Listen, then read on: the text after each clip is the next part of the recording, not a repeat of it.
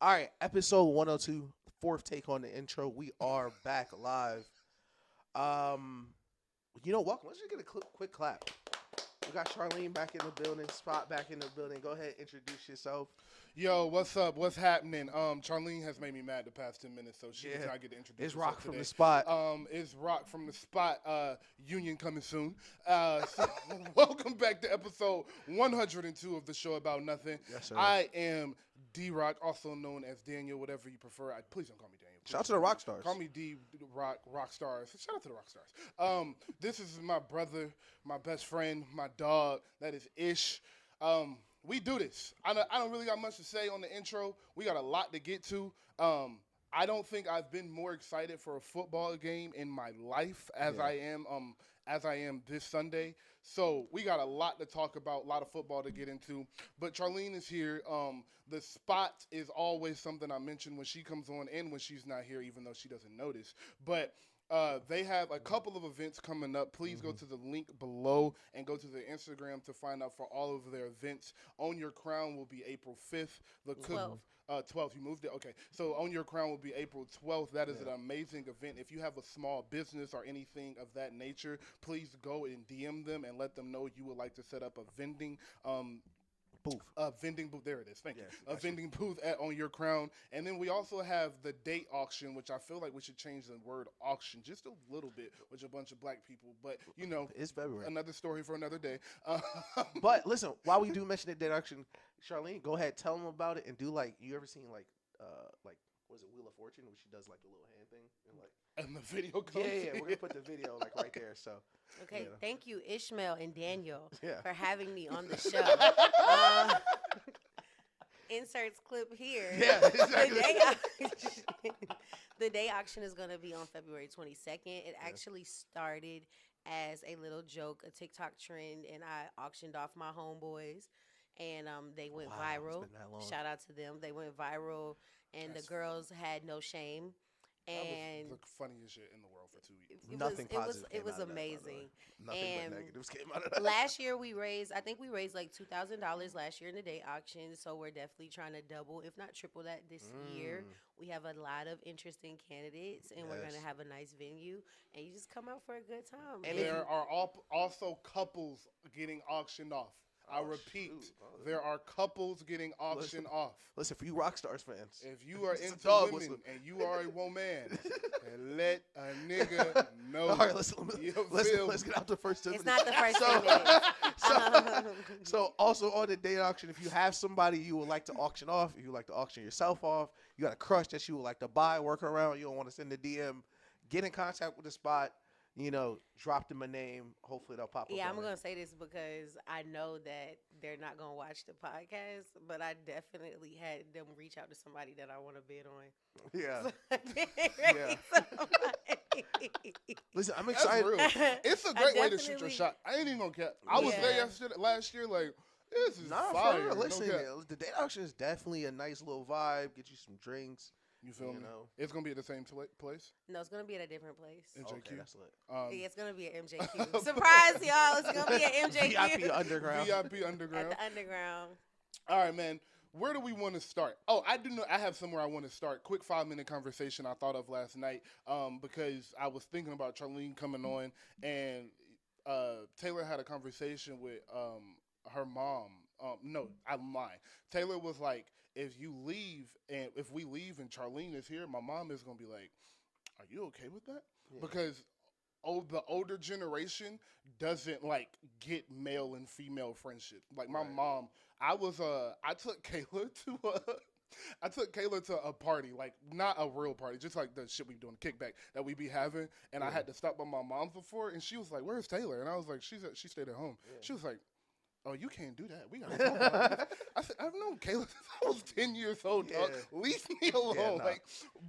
So my question to you is, obviously we're all besties, so we know female and male relationships exist. Do you think that the reason, we obviously know it's a generational disconnect with the conversation, but do you think that the jump in female and male relationships and the abundance that you see now and the normality that comes with it, do you think that is because of social media?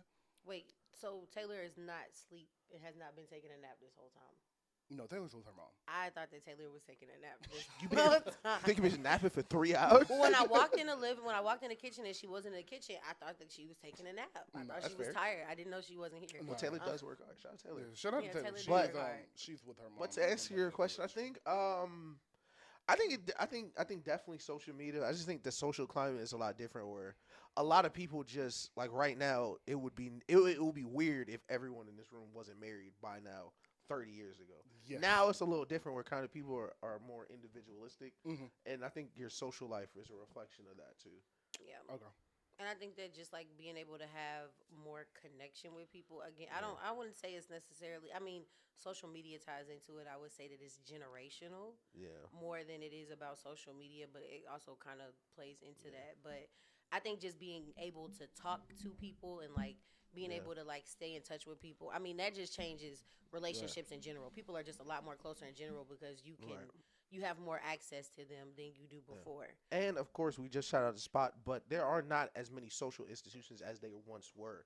So as before, earlier, let's say early 2000s, we may have been super into our church or our fire. Like everyone had their little group, but now you see less and less of that. Where instead of hanging out with people at your church, you have these. Well, I can just speak for me, but like you have friends that share your interests, and over the years, you either become better friends with them or you're just not friends with them. Like, Agreed. It's really no in between where you just like, hey, run into people or like Type shit. And you also just can talk to people more because back in the day, you had to. You were on the phone, and whoever you was on the phone with was who you was on the phone with. That's a fact. And that was it. Yeah. And so I didn't really have time to build a friendship with you because if I had to choose somebody to be on the phone with, I'd be on the phone with my man. I miss that. But now I can text you. I wish I was alive during that. I wish I was dating during that time for real. I do think that that was an interesting conversation. Me and Taylor were having this little conversation. I was like, I'm gonna start the pod with this tomorrow. And I was interested because of what you said. My point in it was like the female and male relationships were harder to exist back then because of course all the points you guys made. But that last point, the phone, it was like the only way to talk to somebody when you weren't in person was to talk to them on the phone. Right. Like you don't get home from work till 6:30. It wasn't no remote work then. You get home at work 7:30. It's like the first thing you're gonna do is say what's up to your baby and then walk into the house and call your female best friend. Like, nigga, are you crazy? Yeah, shit like that just couldn't happen. And back then, like niggas used to like leave and then start a family like a town over. So like I feel like it was just different than the way people interacted. Like you really wasn't keeping track of people type shit too much once they left your vicinity. Having locations and shit. Yeah. But I want to say for me, I don't know, because also like in my house phone days, I definitely used to like beat beat people in. I was a 2-way, 3-way caller. Oh, no, for sure. I was a 2-way, 3-way caller, and For even sure. when I was like on Uvu, because I feel like Uvu kind of is the same. Yeah. Yes. We would definitely Listen, like I if don't me know- and I my don't man know was if- friends with the same. If being like a guy, yes, the guy would come into the call with me and my man. Mm-hmm. Yeah, listen. So I don't know. but If that's my Uvu- character. I don't know if Uvu's servers still up. If not, rest in peace. If they are still up, still rest in peace. The things that was going on Uvu, Man. Insane. listen, that should never be opened again. They should put that in Kick. I was under the about dirt. to say, bro. I was going to say that and Kick, bro. Kick messaging and Uvu should be under the dirt. Like, Man, the things I used to do on Uvu is. Right. And I used to be in the computer room. I didn't have my own room. I would be in the computer room, and I would go crazy. lock the door and pray that nobody. you remember having a bad day and changing that Kick profile black? Man. Wasn't nothing like that, man. Listen, shout out to. I wanted to ask, just because we were talking about like just back in the day. Do you think first dates are different now because like 1,000,000%. because you've known them for so long, as Yes. opposed to like back in the 90s or 2000s where that first date is like, yeah, I need to make sure I spend 3 hours with her so I can get to know her actually, so we can have a good second date. So yeah, I will say I think it's a lot different for that point because now it's like you got so much time between when you. So let's just say we're gonna say this is a relationship you met in the store, you met in the gym, something like that. So you don't know this person. Now you get a number and y'all gonna text, y'all gonna FaceTime, and then y'all gonna go on a date a week or two later. Back then it was let me get your beeper. I'm gonna beep you. We gonna call you. We gonna talk on the phone 1 or 2 times, and then we going out. So I feel like the conversations were so much more in depth on first dates than they are now, just because there was such a lack of communication between the time I met you and the time we're on this first date. Yeah. I want to disagree. Okay. And I'm just gonna say that from the perspective of a woman who gets asked on dates. When a nigga want to take you on a date, it be immediate. Yeah. Like that one guy that I dated not too long ago. We didn't even have a chance to have. No jokes. I got 15.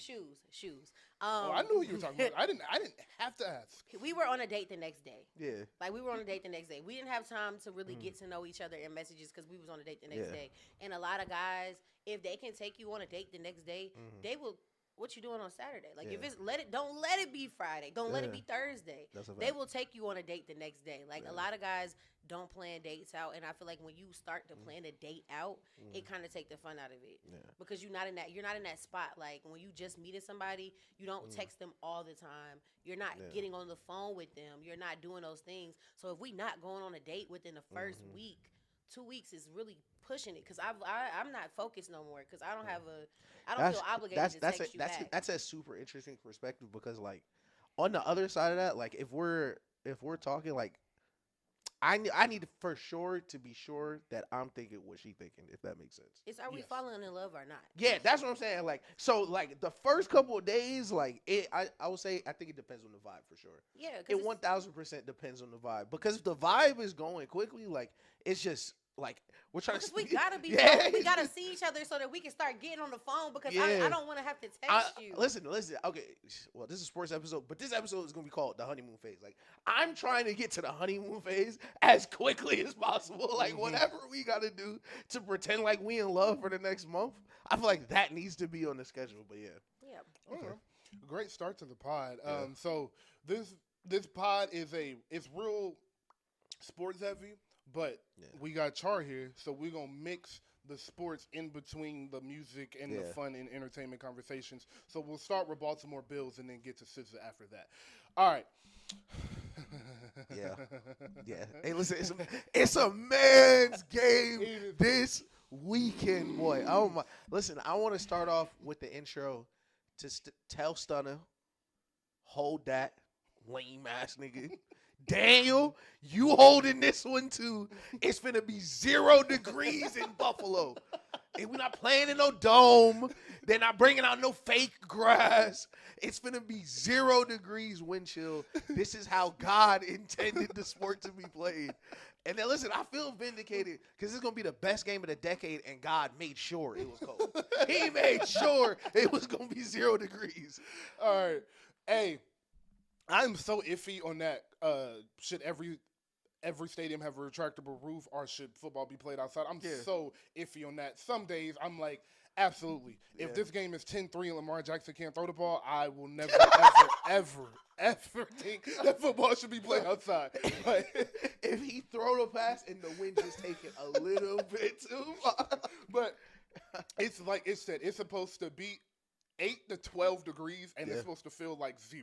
Yeah. So it's going to be freezing cold out there, but the wind isn't that bad. It's about 8 to 12 miles on the wind. Slight breeze. So that's really what matters in the cold. It's like you can deal with the cold, especially as you warm up. They be out on the field 3-4 hours before the game. Right. Everything gets heated on the bench. Those coats are heated, got heat warmers in them and everything. So they're going to be warm. It's the wind that really be killing you. So the wind not being a big factor is going to play a huge role. And let's just get into it. I led with the weather because I feel like, we're both going to pick the game the same way, so we're just going to talk about the game and our two perspectives. But the reason I'm picking the Ravens is everything you said about the weather is true, that they won't really feel it until Big 22 step on that field. Hello. Because, listen, everything feel the same until you got to hit Derrick Henry.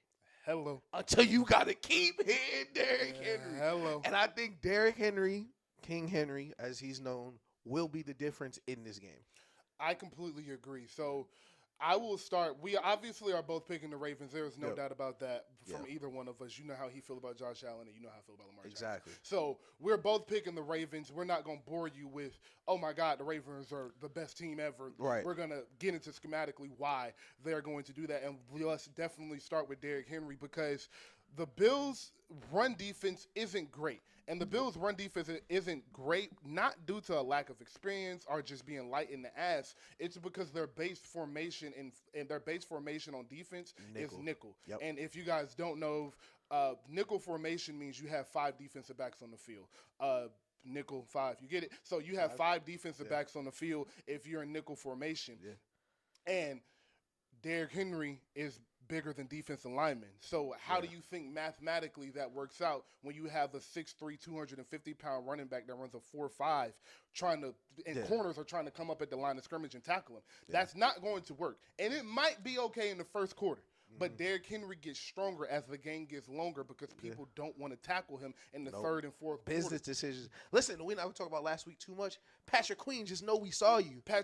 Just know that film lived forever, Patrick Queen. Patrick Queen was like, I can dive at his legs or I can act like he's too fast. Listen, just kept running. Business decisions in the playoffs is crazy, Patrick Queen. Crazy. But that's what Derrick Henry do. And there's an old saying in sports and competition. Fatigue makes coward of us all. Whew.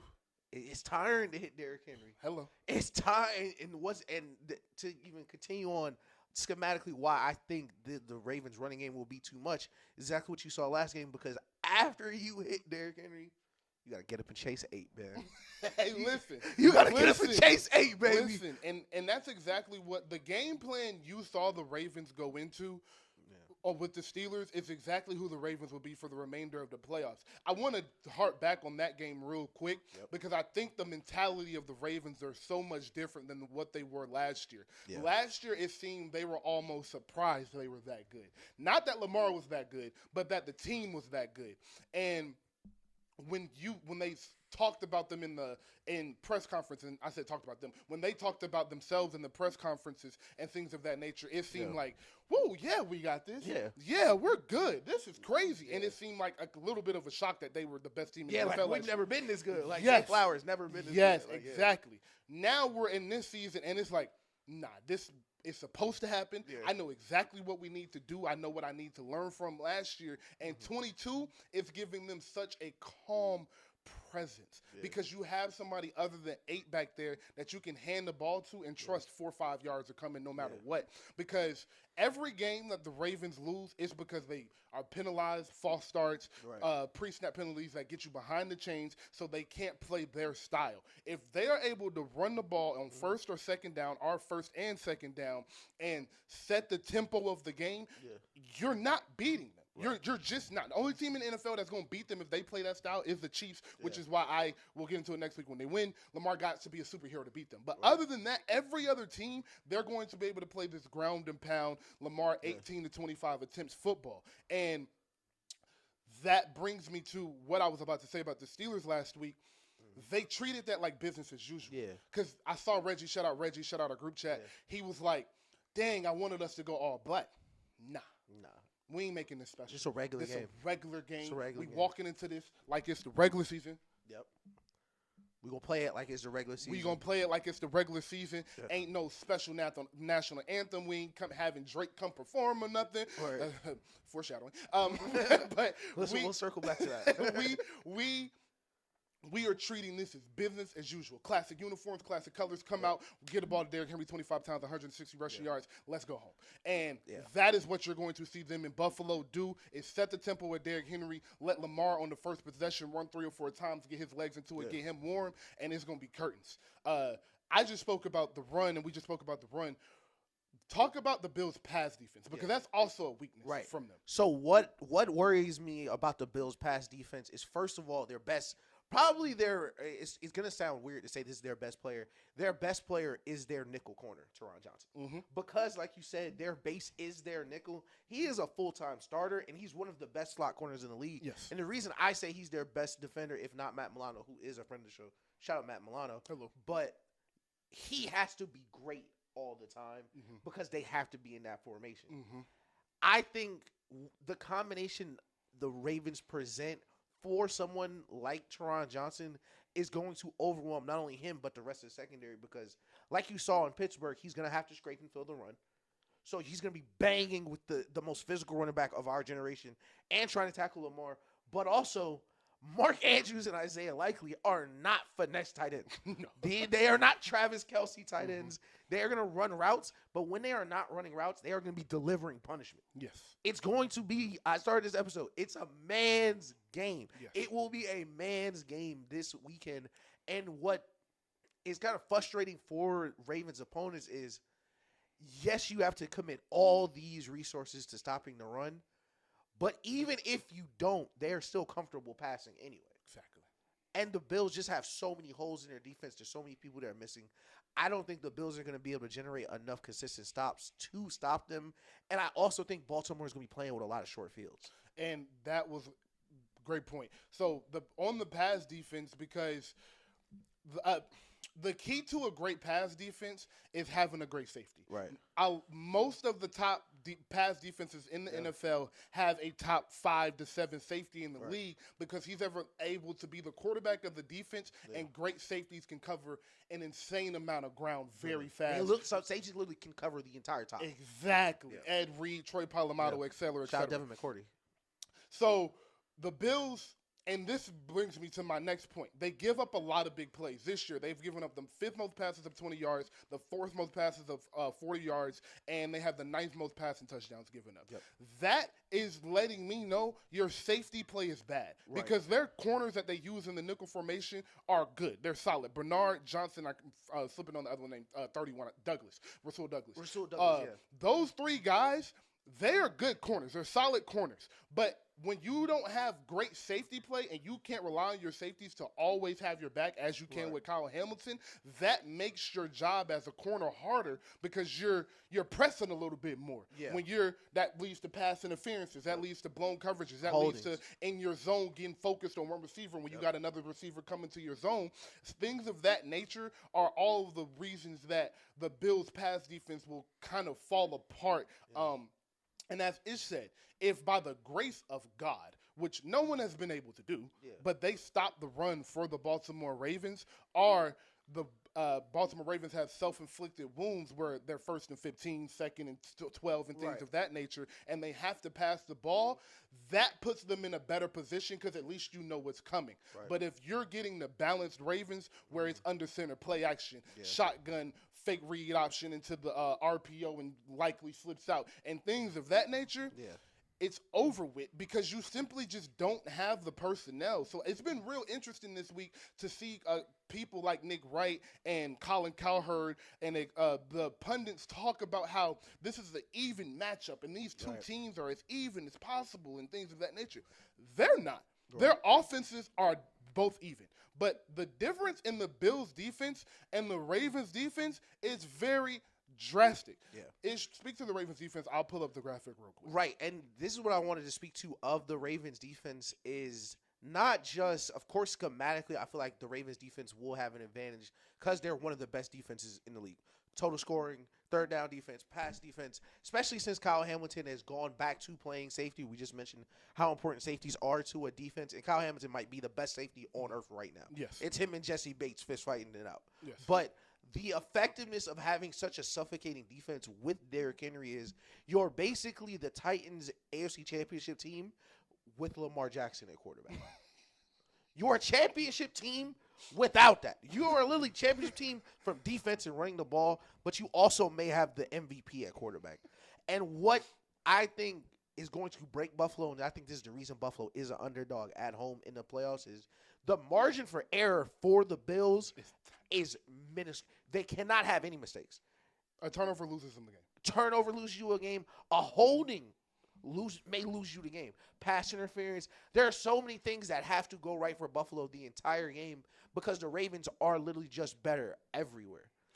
So, and to that point, the scoring margin versus playoff teams. So I've said this last week. The Ravens are 7-3 against playoff teams. Yeah. 7-3 against playoff teams, the best competition, and they're 9-3 against teams that finish with the winning records because you get to add the Bengals in there. Right.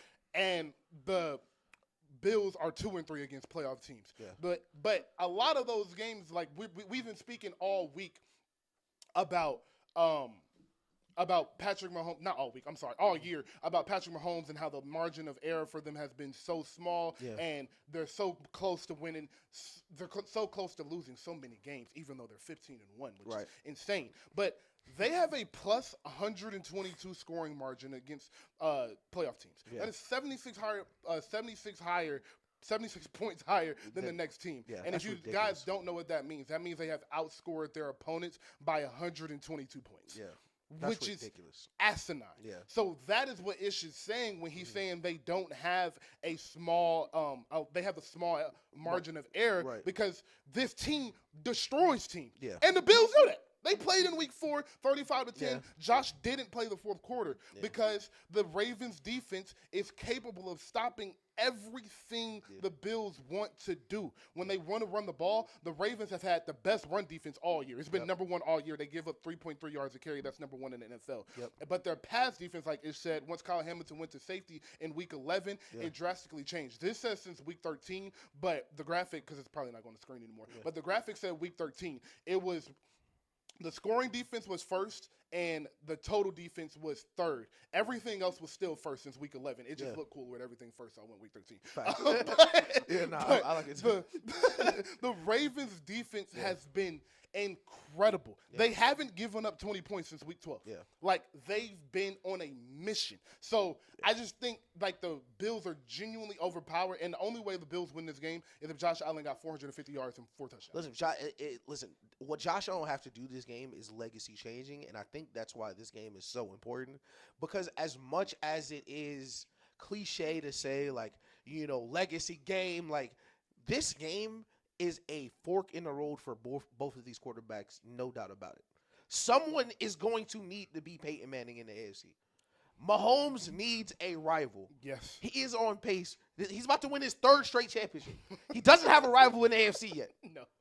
He has one rival, and Tom Brady retired. That was the only person. He beat him twice in the playoffs. Mahomes never beat him. He never been able to get him back. But right now, if he beats, and we're going to talk about this in a second, if he beats C.J. Stroud, he's beating every AFC quarterback that matters. And he's not even 32 yet. He's running the conference. He's not 30 yet. Like, someone is going to need to step up and be the other guy. And Josh Allen, no disrespect to the Bills fans, because, of course, y'all going to let me know in the comments because, I hate y'all. But just not going to be Josh Allen. It'll be the MVP. It'll be the best roster in the league. And aside from just how elite the Ravens defense is, the Bills know they're not better than the Ravens. Like, when a team beats the brakes off you like they did in week 4 and then gets better after that, there is some kind of knowledge like, oh, yeah, we know all this has to go right. So if early, like the Broncos game, you're down 7 versus the Broncos, everyone on the sideline is okay. Chilling. You get down 10-0 to the Ravens in the first quarter. And it's 0 degrees. Yeah, and niggas going to start panicking. And now Derrick Henry get the ball 4 or 5 times a possession now. Fam, they ran it 13 straight times versus the Steelers. 13 straight. They ran 13 straight run plays into a touchdown in the NFL against a top 10 defense. Like what? That's ridiculous. That's what's so scary about the Ravens. And let me say this. Let me look in the camera when I say this. Because what if they choose to do that to you? What if they choose to do that to you? Like, what do you do then? Like TJ Watt, niggas be like, yeah, TJ Watt, one of the best defenders ever. He looked terrible the entire game. Awful. They game planned him out of the game. He didn't record a sack. He didn't record anything. He didn't record anything.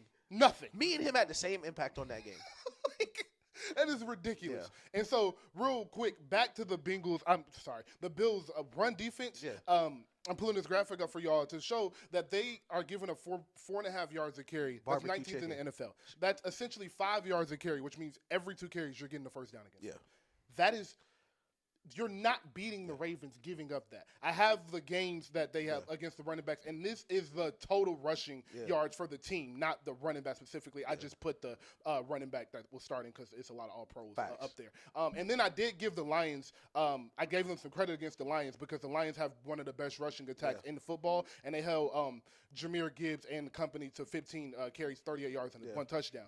And I don't think they can do that against Derrick Henry, but it does show they have the capability of doing it. So we have been on the Ravens, but I do think the Bills have a good team. I don't want that to be lost in this, that I think the Bills are good. I think they have the capability of winning this game, but I just think the odds are stacked against them because the Ravens as much of a juggernaut as they were last year, it's worse this year. Yeah, and we mentioned Kyle Hamilton coming back, that changing the outlook of the team, but probably the quietest midseason acquisition that has made a big difference in the NFL is Tre'Davious White. Thank you. Former Bill defender, by the way, tore his ACL, tore his Achilles, tore his ACL again, and kept playing. Let's just clap it up for that nigga making it back to the field. Still playing professional football. That's ridiculous. After doing all that, after making a couple million.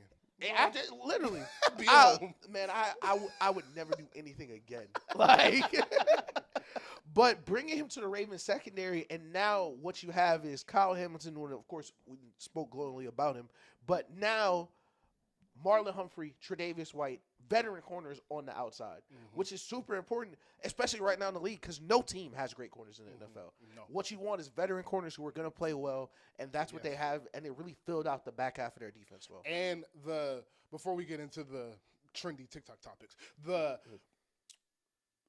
what the Ravens are able to do with Marlon Humphrey is play him outside and in the nickel. Right. And having an all-pro level corner in the nickel is a cheat code because the middle of the field is the bread and butter for most quarterbacks. Yeah. Unless your name is Russell Wilson, it's the bread and butter for you because it's the easiest part of the field. It's the shortest target.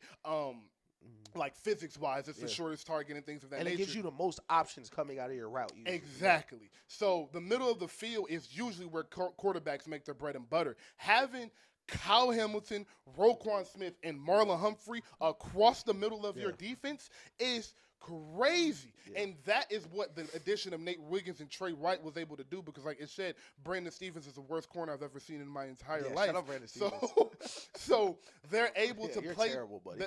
They're able to play the man coverage they want. And now the Bills don't have an all-pro level receiver, Amari Cooper. This isn't 2019 anymore. Nope. So the Bills don't have an all-pro level receiver, and they're going to be able to play the press man coverage they want to, send the house after Josh Allen, let Roquan, our Williams, number 40, contain. He don't wear gloves, and or nothing cool, so I don't want to learn his name. Number 40 is what you will go by. Listen, that's a nasty. Listen, I ain't gonna lie. My linebackers, I don't want you to wear no gloves. For real. I'm okay with the no gloves if you got on tape everywhere, your fingers tape, a dark-ass visor. This motherfucker got on a generic helmet with white tape on his that's a little crazy. You need a little crazy at linebacker. Nigga got no sleeves, no gloves. I need some swag on my team. No swag. But number 40, he been balling. He took over Simpson's spot, and he's been playing well, so I'll leave him alone. But the middle of their defense is just so good. It's going to be so hard for Josh Allen to attack that. And the thing is, Josh Allen, they've been talking about how well Josh Allen's decision-making has been, how smart he's been with the ball. One of those reasons is because he doesn't have a downfield threat to really push the ball down, and that's where a lot of his interceptions came from, was trying to force the ball 15, 20 yards down the field. Secondly, and this is why it was so frustrating when they was like the MVP conversation was like, he has Derrick Henry.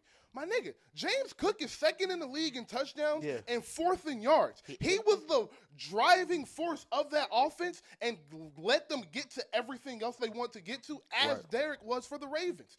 And my point is, the Ravens are going to be able to stop the run. I will make a gentleman's bet with the person in the camera that disagrees with me and say the Ravens hold the Bills to under 100 rushing yards. And they're going to force Josh Allen to beat them. And because the Ravens' defensive line is good, the middle of the field is what it is from the defensive side, and the Bills' receivers are not great, I don't think he can do that. I think hypothetically he can, but just with the weather, with the pressure that's going to be on him, with how I think the Ravens are going to get off to a fast start and get up 7-0, 10-0 real quick, I just don't think he's going to be able to play Super Bowl from behind all game. And this is how I'm going to wrap it up because, of course, you've been waiting for me to talk about how Josh Allen's going to sell this game because I say it every week, even if he doesn't sell.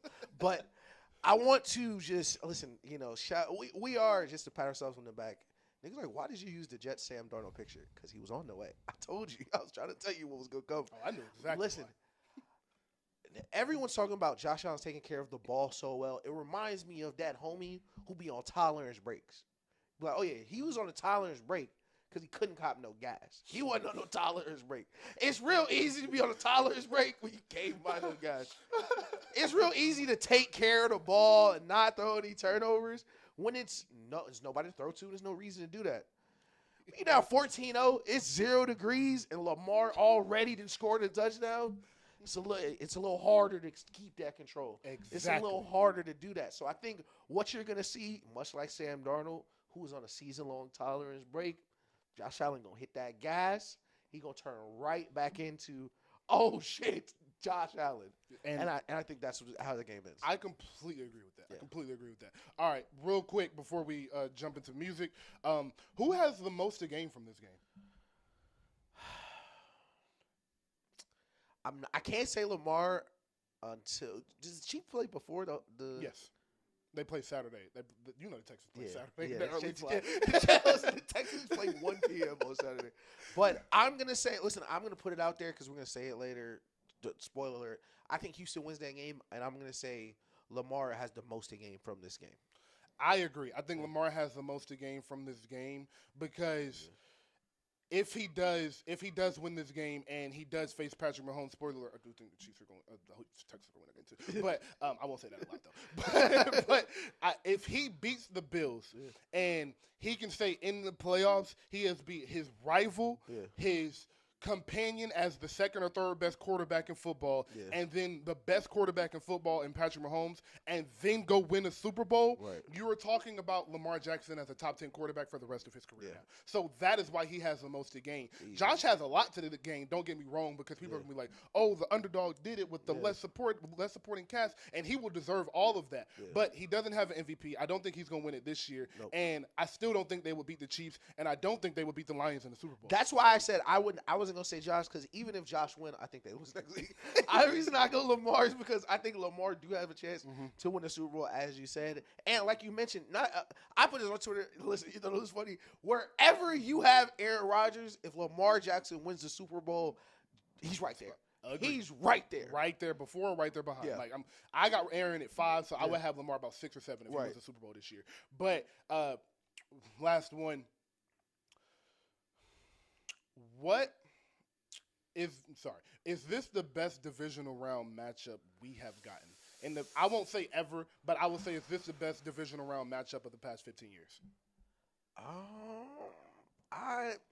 It's a Ravens-Patriots game that was really, really good. I don't know. For the NFL historians, the Ravens came out. Let me rephrase the question. Is this the best divisional round matchup going into the game? Oh, like just hype up. Oh, okay. Just looking forward to going into the game. Is this the best divisional round matchup? Man, yeah, easy. I can't remember the last time I was this excited for a game was probably Texans Chiefs. I won't say the other quarterback name. That was a good ass game too. Yeah, because he's a disgusting guy. But back before we found out he was a disgusting guy, I was excited to see him play Patrick Mahomes. I was too. That's a great pick. Yeah. But I do think this is the best divisional round matchup of the past 15 years. I can't tell you the last time the second and no. I'm wrong. No, go ahead. Saints Bucks. That's a good one. Saints Bucks in New Orleans. Third time they were playing that year. Tom Brady, Drew Brees, whoever lost, niggas thought it was going to be their last game. Yep. It was a lot on the line. And it was. Drew Brees still ain't played the game since. Yep. I think that is definitely, I think that was the last time I was like, can't wait to get to the team. Because that was also the game where that was the run where he went through, what was it, Brees, Rodgers, Mahomes, Jalen Hurts was and Jalen Hurts. Yeah. That's ridiculous. Yeah. That's ridiculous.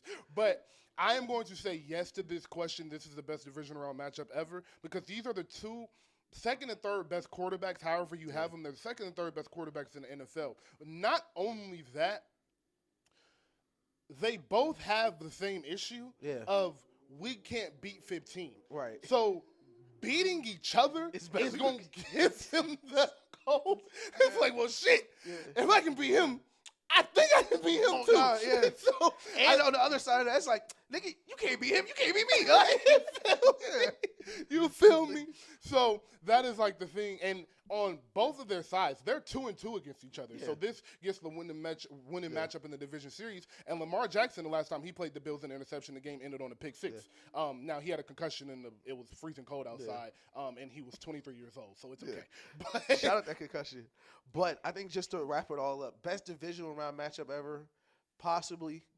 Best Twitter playoff game ever. It'll be war on social media. These two fan bases have been cussing each other out since week 10. Listen, that game is in Buffalo. It'll get real January 60th. That game get crazy. Them niggas might storm the field if it get a little crazy in there. You're going to hear slurs you have never heard Listen, before. Stop the count if it get too crazy in Buffalo. No cap.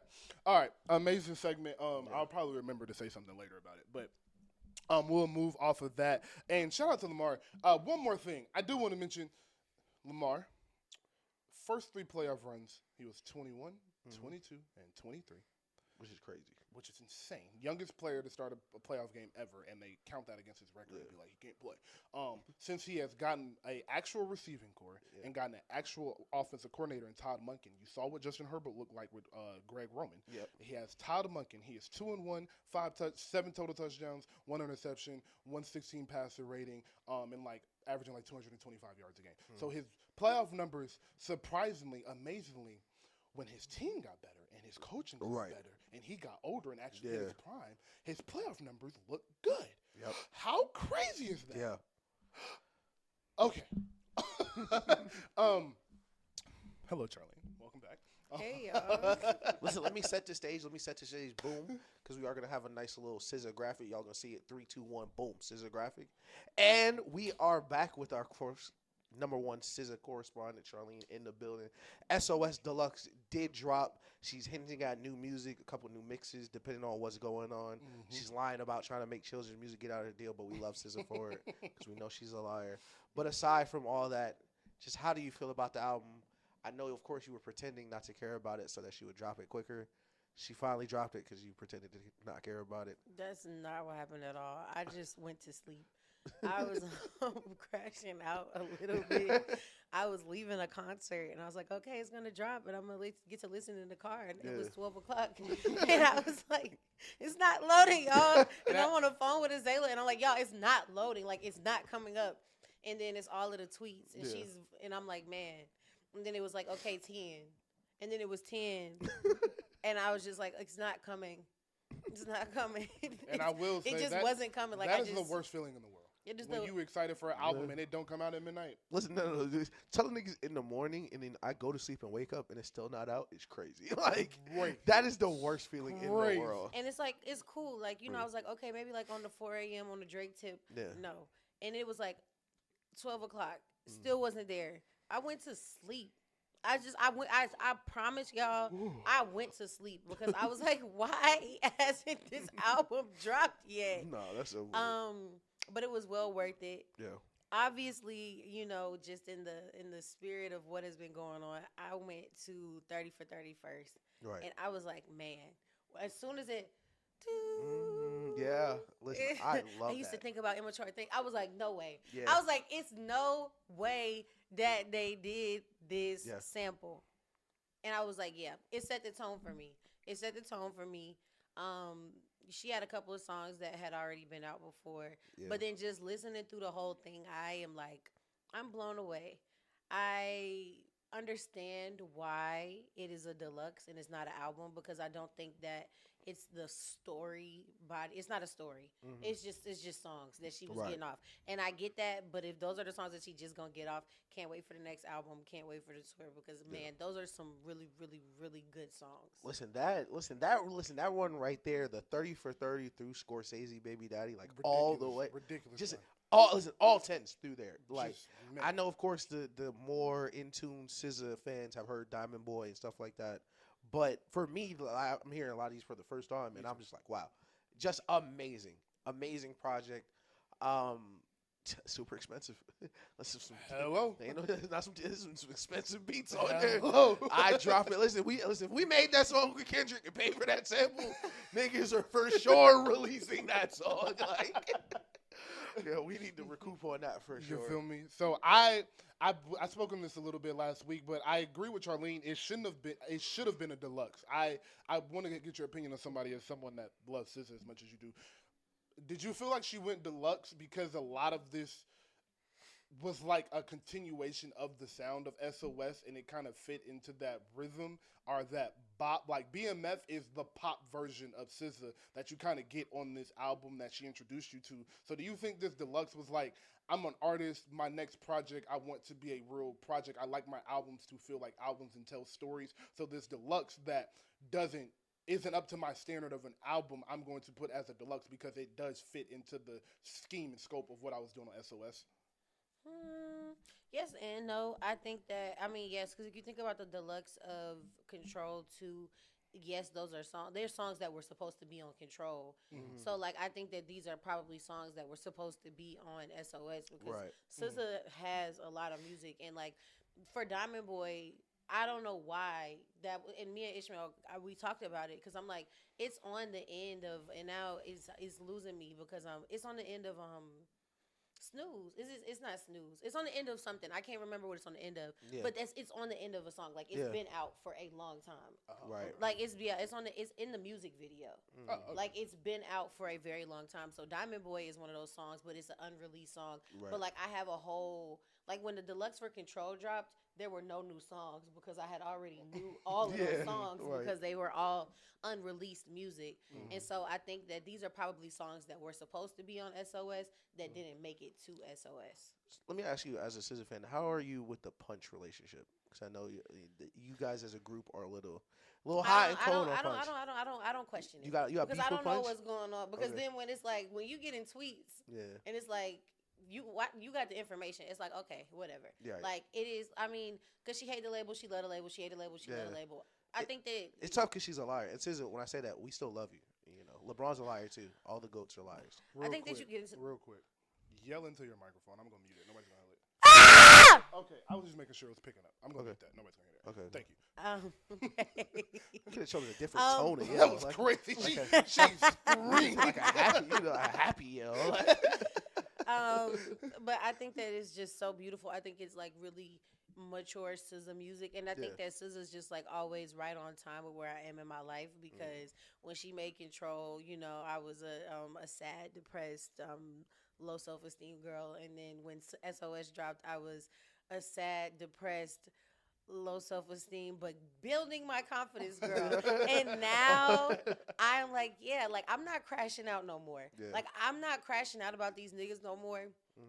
Well, I'm not gonna crash out to them. Right. I'm gonna crash out, but I'm gonna crash out on my own. And that's what that music was. Like that music was like, first of all, I am that bitch. Right.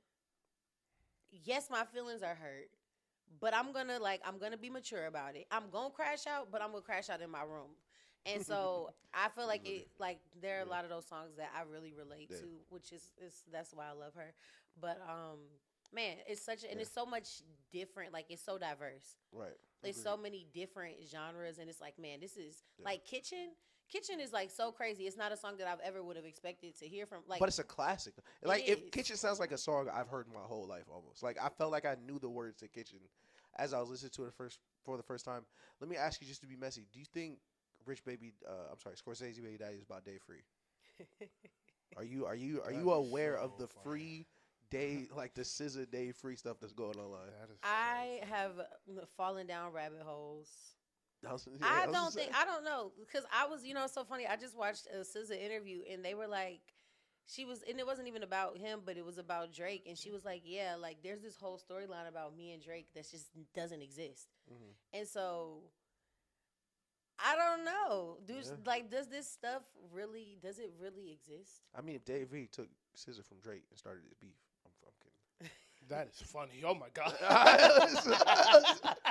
But listen, I am not into it as much as like the kid, because of course I do follow a bunch of TD stands, and contrary to what niggas think, a lot of women are big TD fans, of course, because of SZA, but a lot of women love Kendrick too. But a lot of them are like hinting at this like day free SZA thing going on behind the stage. Yeah, but they also do the same thing with Travis Scott.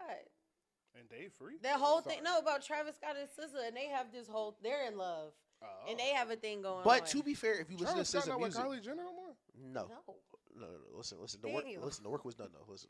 Look, I don't know nothing about these celebrities. They But- said only that couple I know about is SZA, Hov they and said Beyonce. that Travis Scott paid for SZA's BBL. Like it's a whole. But to be fair, if you listen to SZA music, she could love more than one nigga. I mean, like if SZA, She could, but I don't know. They got on here. They was like, what she say? She said, "I got your favorite rapper block," yeah, and it was like, "Oh my God, she hates Drake." Then she did back-to-back songs with him on his album. yeah, So it's like It's She can probably still block. Travis.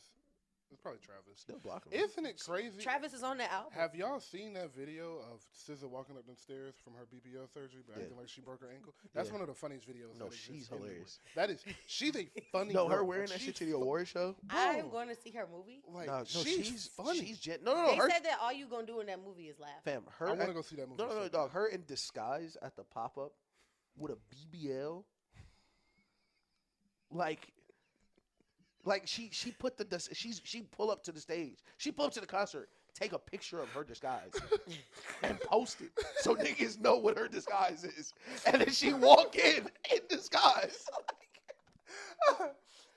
Yo, Shout out to SZA, man. one of the funniest niggas in the world, bro. I love that lady. You know, you're right. It might be Drake. It might have been Drake. Because why are you faking disguise? That looked like some shit so she could tell Drake, like, I tried to be looking. Like, She loves Drake, and that's the thing. People are like, "Oh yeah, she hate Drake." Like if you look at her interviews, like she loves him. yeah. It's so hard to tell because she's such a liar. All right. Oh, brother. So, I have a quick question. What's your favorite version of SZA? Because I've grown to really like the pop version of SZA, that's a good which question. I've gotten a lot on SOS and the Deluxe. But are you R&B SZA? Are you pop SZA? Alternative? Like, what's your favorite version of her? Oof, my favorite version of SZA is You can think outside the box. You can be, I miss my man SZA. I hate that nigga all of SZA. that, all of that. All those. my favorite SZA was SZA before she got famous. That's Yeah, it was before famous SZA, and I mean Control is a great album, Yeah. and SOS is a great album. But hey, y'all know I've been on SZA since 2012 when she dropped her first project, See SZA Run, and I'm like, man. I was loving her back then, and her shit like it used to be weird as fuck, and it Yeah. felt like she made music that felt like you were doing drugs, sitting in the woods. Yeah. That is what her music used to feel like. Like Janae Aiko? No, like Janae makes music. Janae make music like sailing, like you on a boat. Like I feel like I'm on a boat, like watching the wind and watching the waves go by. No, SZA makes music like you're high as fuck, and you sitting in a like tree. the deluxe cover. Like the niggas was like, why was she doing that in the woods? I was like, SZA's a very weird person. that is exactly Yeah. what her old music. Yes, Yeah. to put in a picture of what her old music felt like. That's exactly what it looked like. And you just walk through the woods, and it's like, why the fuck are all these TVs right here? Yeah. That is what her music used to be like. That's what it used to feel like. Yeah. Like I'm just thinking like Child's Play with not Childish Gambino, with Chance the Rapper. Like her old songs, like it used to be like real mystical and magical. Like she used to make really magical music, and that was my favorite SZA. And I think that there's still remnants of that today. Right. But SZA before she was famous, like when there was no choreography, they didn't have the budget for it. Yeah. She dead ass. I mean, she still dressed the same, but like she dead ass will come out in like a big ass T-shirt and just dance around, dancing around the stage as if she was in the woods. She would just dance around the stage, and now she got choreography and she got costumes, and it's cute. But SZA was she's always just been relatable. Yeah. Mm-hmm. And that is like, so that era, like I felt like I was that person. Okay. I love that. That's an excellent answer. Thank you. All right. While we talk about Houston and Kansas City, this one will be much quicker than Buffalo and what's the face. Yeah, probably a couple minutes on these. Think of your 2025 bold predictions. I have a few. So, Houston, Kansas City, back to the man's game. This is another one I'm very excited about. Now, me and Ish have the same opinion on this game. I'm interested. We spoke about it on Twitter, but I didn't want to ask him why because I wanted to see why. But Houston versus Kansas City, Patrick Mahomes looking to go for the three-peat. This is insane. He is going for his 7th straight AFC Championship game. The floor. That's the floor, by the way. That is the floor of his career is the AFC Championship game. Asinine, stupid. We just all spent of it. 45 minutes talking about, like, can Josh or Lamar get to the AFC Championship game? Like, can they make the AFC Championship? Josh Allen has one AFC Championship game his whole career. Mahomes has never finished a season before the AFC Championship game.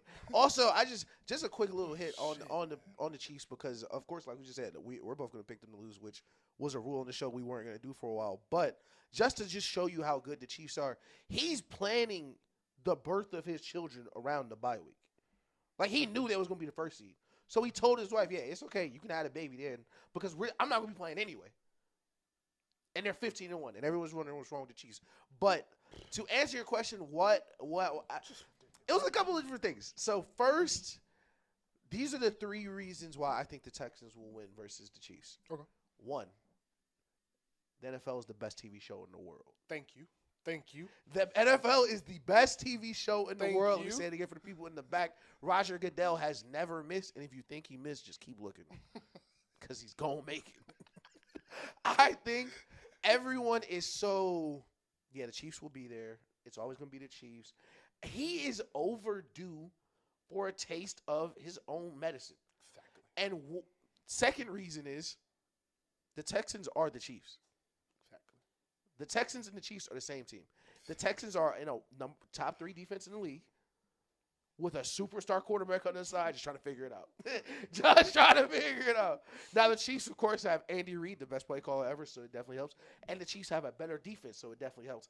But the Texans, Chiefs go into games playing the exact same way. Exactly. Lastly, pass rush. If you have a great pass rush, you are in every single playoff game you will ever play. It's like having a great defense at basketball. If you have a great pass rush, that is the only thing in the superstar QB league that gives you a puncher's chance against everyone. And Houston has one of the best pass rushers in the league. So those are my 3 reasons, I think. All right. So my first reason is going to be the reason you ended with, the pass rush. If we remember the Kansas City we saw before they went on to what seems like they haven't played since November 2nd, they could not block anybody. Right. They were having trouble. Patrick Mahomes was getting the ball within 2 seconds because he kept getting sacked. If he held the ball for a deep route for a 12-yard post, he was getting sacked. Right. Or he was having to run for his life. It hurt him. And it hurt him. Yeah. They made a switch and put Joe Tooney to the left, moved him to the left tackle, which is an insane move for an All-Pro to do. Like lineman, former Patriot Jeff Tooney. We're not going to get into the details of why switching positions on the line is difficult, but it's an extremely difficult thing to do. Yeah. Everything about your fundamentals changes where you are on the line. So shout out to him because that's an incredible move. But I don't. They have another side of the line. Right. And Jawan Taylor sucks. I'm telling you, as a man that knows football, he's a bad football player. Probably a good dude, not a good tackle. Nope. Probably a great man. And you know how I was just talking about number 40 in the Ravens don't got no juice? Swagged up, visor. Maybe he shouldn't wear gloves. Maybe he shouldn't have on nothing. I got to say, as my offensive lineman, there's no reason your cleats are taped, my nigga. Like, you don't need all that shit on. That nigga dripped out of the He got the full white spats on. You feel me? The nigga dripped out. I got to put a picture of that in so let's see what I'm talking about. But yeah, I actually think the Houston Texans defense are going to be the start of why this game doesn't go as we are expecting it. Yeah. And in the first half, when it goes into halftime and it's 10-6 and the Houston Texans are winning and the Chiefs can't move the ball, we're going to start to panic. Yeah. And that leads me to my second point. The Houston secondary versus the Chiefs receiving corps. Yeah. Now, I know Andy Reid is over there, and I know that's Patrick Mahomes, and I know that's arguably the greatest coach and quarterback duo in history if it's not Brady and Belichick. Yep. Easy. But I don't know if y'all have seen Lassiter and Stingley. Yeah. But good God. That's probably the best. Those are the best corners in the league, probably. That's the best corner duo in the league. And when you have 2 shutdown corners, it puts your offense at such a disadvantage because now everybody can do their job and know that everything else around them is taken care of. Right. And that's your goal in football. So the playoffs are about which team can force the other team to get uncomfortable first. Right. And I think the Houston Texans are going to force the Kansas City Chiefs to get uncomfortable. And that leads me to my third point. There's a lot of fucking pressure on Kansas City. Oh, yeah. There's a reason nobody has three-peated before. Yeah. it's a lot It's hard. of pressure and a lot of people. You're getting everybody's best, which is part of the reason that I do think a lot of the Kansas City games were close because everybody wants to be Patrick Mahomes. Everybody wants to be the team that does it. And then as you get to 7-0, 8-0, 9-0, 10-0, now everybody want to do it more. So you get everybody's best every week. So that's part of the reason all their games are close. But on the flip side, they have not scored 30 points all year. Yeah. I say again, they have not scored 30 points crazy, all year. Yep. Which leads me to my point of CJ don't gotta be a superhero into the fourth quarter. I just need Their a couple plays. defense is gonna keep this a 13-10, 13-17 game. And as I've been saying for fucking months now, Patrick Mahomes and Andy Reid manage the clock in the fourth quarter better than anybody I have ever seen in my life. No hyperbole. They always figure out how to end with the ball with just enough time. Even if it's 13 seconds, they end up with enough time. I don't think that's going to be the case because I think Joe Mixon, sometimes he makes the worst cuts and misses the whole. No, listen, Joe Mixon. listen, I was one of the funniest tweets ever. We low-key might edit this tweet in there, but Joe Mixon see a pile of bodies and dive head first in it. Like he said Joe Mixon see a pile and be like, I wonder what they doing over there. Why are they stacked up over there? Like, hey, look, they're having fun over there. Let me go put my head into that. So I do think with them being able to run the ball. Now, if Kansas City can stop the run and force C.J. Stroud to throw 35 passes, it's over with. But if they can establish the run with Mixon and that defense can fire off and you can get into a situation where Kansas City can't rely on the run and can't be balanced as we were saying the Ravens will be, and that you're going to force 15 to drop back 30 to 35 times, I don't think that plays well into the Kansas City Chiefs' hands. I think that's what is going to happen, and I think Houston wins this game 23-20. And I think this is the flip side of Kansas City because listen, people watching, you've never seen anybody talk about this team the way we're talking about them right now. Because they 15-1, they haven't lost a playoff game in 3 calendar years at this point. But the elephant in the room is 87. Somebody got to say it. Somebody, listen, this Swifty's not going to like it. It's over, bro. Talk about it. Listen, I love that he found love. I love that he got his rings. He's going to be one of the best tight ends ever. Always. But do you think Travis Kelce know it? Yes. Okay. If you hear him talk to Stephen A. Smith. Yeah. Stephen A. Smith interviewed him personally on the Stephen A. Smith show. Shout out to Stephen A. And he was like, "Are you retiring this year?" And he essentially was like, "I'm not playing up to my standard, and that don't feel good. And I have to see. And last year I was able to kick it on for the playoffs. I have to see if I can do that again, and I'll reevaluate at the end of the season." Just essentially saying, I'm kind of washed, and I don't like being washed because I was the best tight end in the league for 10 years. So yes, I do think he knows. How do the Chiefs work around that? Yeah. That's the question. Well, I was gonna follow up. If he don't know, Lasser and Stingley finna show him. If he don't know, and that is what is so beautiful, poetic, but also sad and violent about football is that the young eat the old. There are very few graceful exits out of the NFL. Joe Montana last snaps were not on the 49ers. Tom Brady did not retire in New England. Aaron Rodgers did not finish in Green Bay. Brett Favre, the list goes on and on. Jerry Rice played Cam for the Newton, Seahawks. Mac Ryan, Phillip Rivers, Big Ben. It goes on and on and on. It's an old Jerry saying. Rice, my nigga. Jerry Rice. Listen, lead the game before the game leaves you. Hello. And I think Travis Kelce is on that point. But I think them young niggas finna show him. I really do. Yeah. And the upsets usually come when the other team has nothing to lose. Yeah. Houston has nothing. But if Houston loses the game 30-0, no one's gonna care about CJ Stroud. They're gonna have the best time in Houston afterwards. Bro, it's gonna be so many big booty holes around them, dog. Like they gonna be chilling. So I will say, I am picking the Houston Texans to win this game 23-20. Patrick Mahomes is going down, but I did not say that out loud because if you say it out loud, it won't happen. So just pretend I said it. Listen, just knock on wood. Listen, for the Texas listeners out there who are so shocked, this is probably the first time they've heard. They probably scrolled through this on TikTok like, what? They're gonna be shocked to hear someone think they can beat Patrick Mahomes. But listen, somebody has to do it. And just to close all this, like I said earlier, he is the last person Patrick Mahomes has not beaten. Everyone else has been sent to Cancun by Patrick Mahomes. At one time or another, niggas thought it was their turn, and he said it wasn't. CJ, you can be that guy, because you don't know what it feels like to lose. Hello? You don't know what it feels like to play your best, and he's still better. Mm-hmm. And right now, he's not at his best.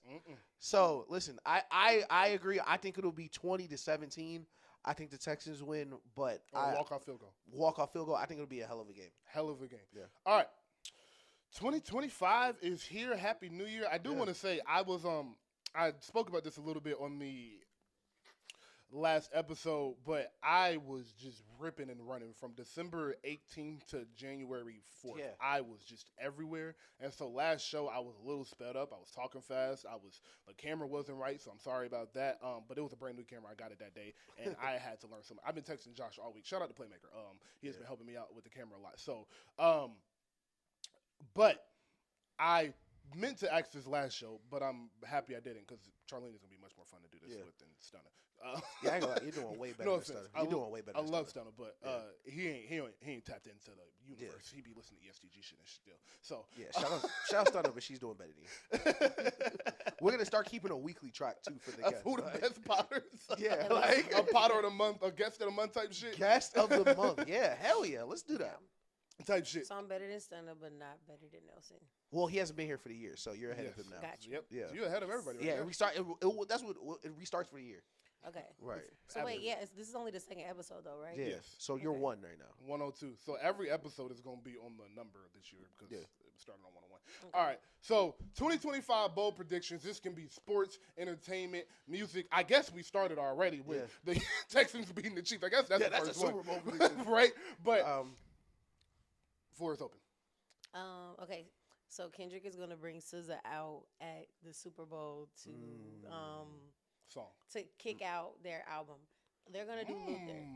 Their album before the tour.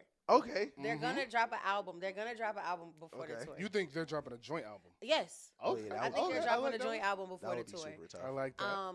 I think that Kendrick is bringing out all his CD. I think Doechii is gonna come out too. Super Bowl. That's a good one. Those are my Super Bowl predictions. Okay. I like that. Yeah, they're gonna drop an album. I don't know. SZA hints at music. She hints at music a lot. I think if an album drops, it's gonna be both of them together. Okay. I think that Kendrick may not drop an album. I know y'all think that he gonna drop an album. I think that he might just take this on tour. Okay. Because if you really think about it, when you're doing a tour, you gotta think about the music. He cannot do GNX and then do everything else and then drop an album and also do the album. Why not? Because that's too much music. So who? Says me. I know this. I'm the concert connoisseur. That's another reason SZA can only drop a certain number of songs. They're gonna go on tour with what they just dropped or their combined album. Okay. That's one of my predictions. I think I'll start my 2025 prediction. LiAngelo Ball goes #1 Billboard. That's a good one. That's a good one. I think he's gonna sell 130 first week, like on some casual shit. Like he got a label deal. Of course, listen, I don't think we've been here since he signed his label deal. Shout out to LiAngelo signing his label deal. For everyone wondering why his deal is so much better than yours, because his brother makes $400 million playing basketball. So they're not gonna give him the 360 that they gave you, but they gave him like $8 million for an album. Super cool deal. LeVar Ball is now 3 for 3. Let's just clap it up for LeVar. I said it first. Don't let Freddie Gibbs take credit for this. Yeah. LeVar Ball and Joe Jackson are on the same tier as fathers. I mean it. Are those the greatest black fathers Those ever? are the greatest black fathers in history. Wait. I would like to add one more. Serena Williams' dad. King Richard. King Richard. Yes, Will Smith in my eyes. Yes, Will Smith, LeVar Ball, and Joe Jackson are the greatest black dads in history. Yo, that's so funny, bro. Will Smith got a son no one has ever seen before. Yo, shout out Will Smith. Shout out Trey, man. I love describing like actual real people as their actor counterparts. I did that shit earlier to my barber. It's so funny because I did it with Will Smith. Man, that is so funny. But I think, LiAngelo Ball is going to go number one. I love that. Do we have any social 2025 predictions? So wait, I didn't do I my have a music. music. One. I have a music. Oh, I have yeah, another yeah. music one, and then you go. My music one is that Drake drops an album this year that is not rap music, and his rap career officially ends in 2024. I do not think Drake ever drops a rap album again. That is my bold prediction. No, you can't do that. You can't do that. Don't do that, Drake. Don't do that. Yeah, I'm not. Don't let that nigga I'm make not you stop commenting rapping. on that. Don't let that nigga make you stop rapping. Drake is not a rapper anymore. I'm telling you. If Drake drop an album doing the bachete swinging his hips, Kendrick go to number one on every list.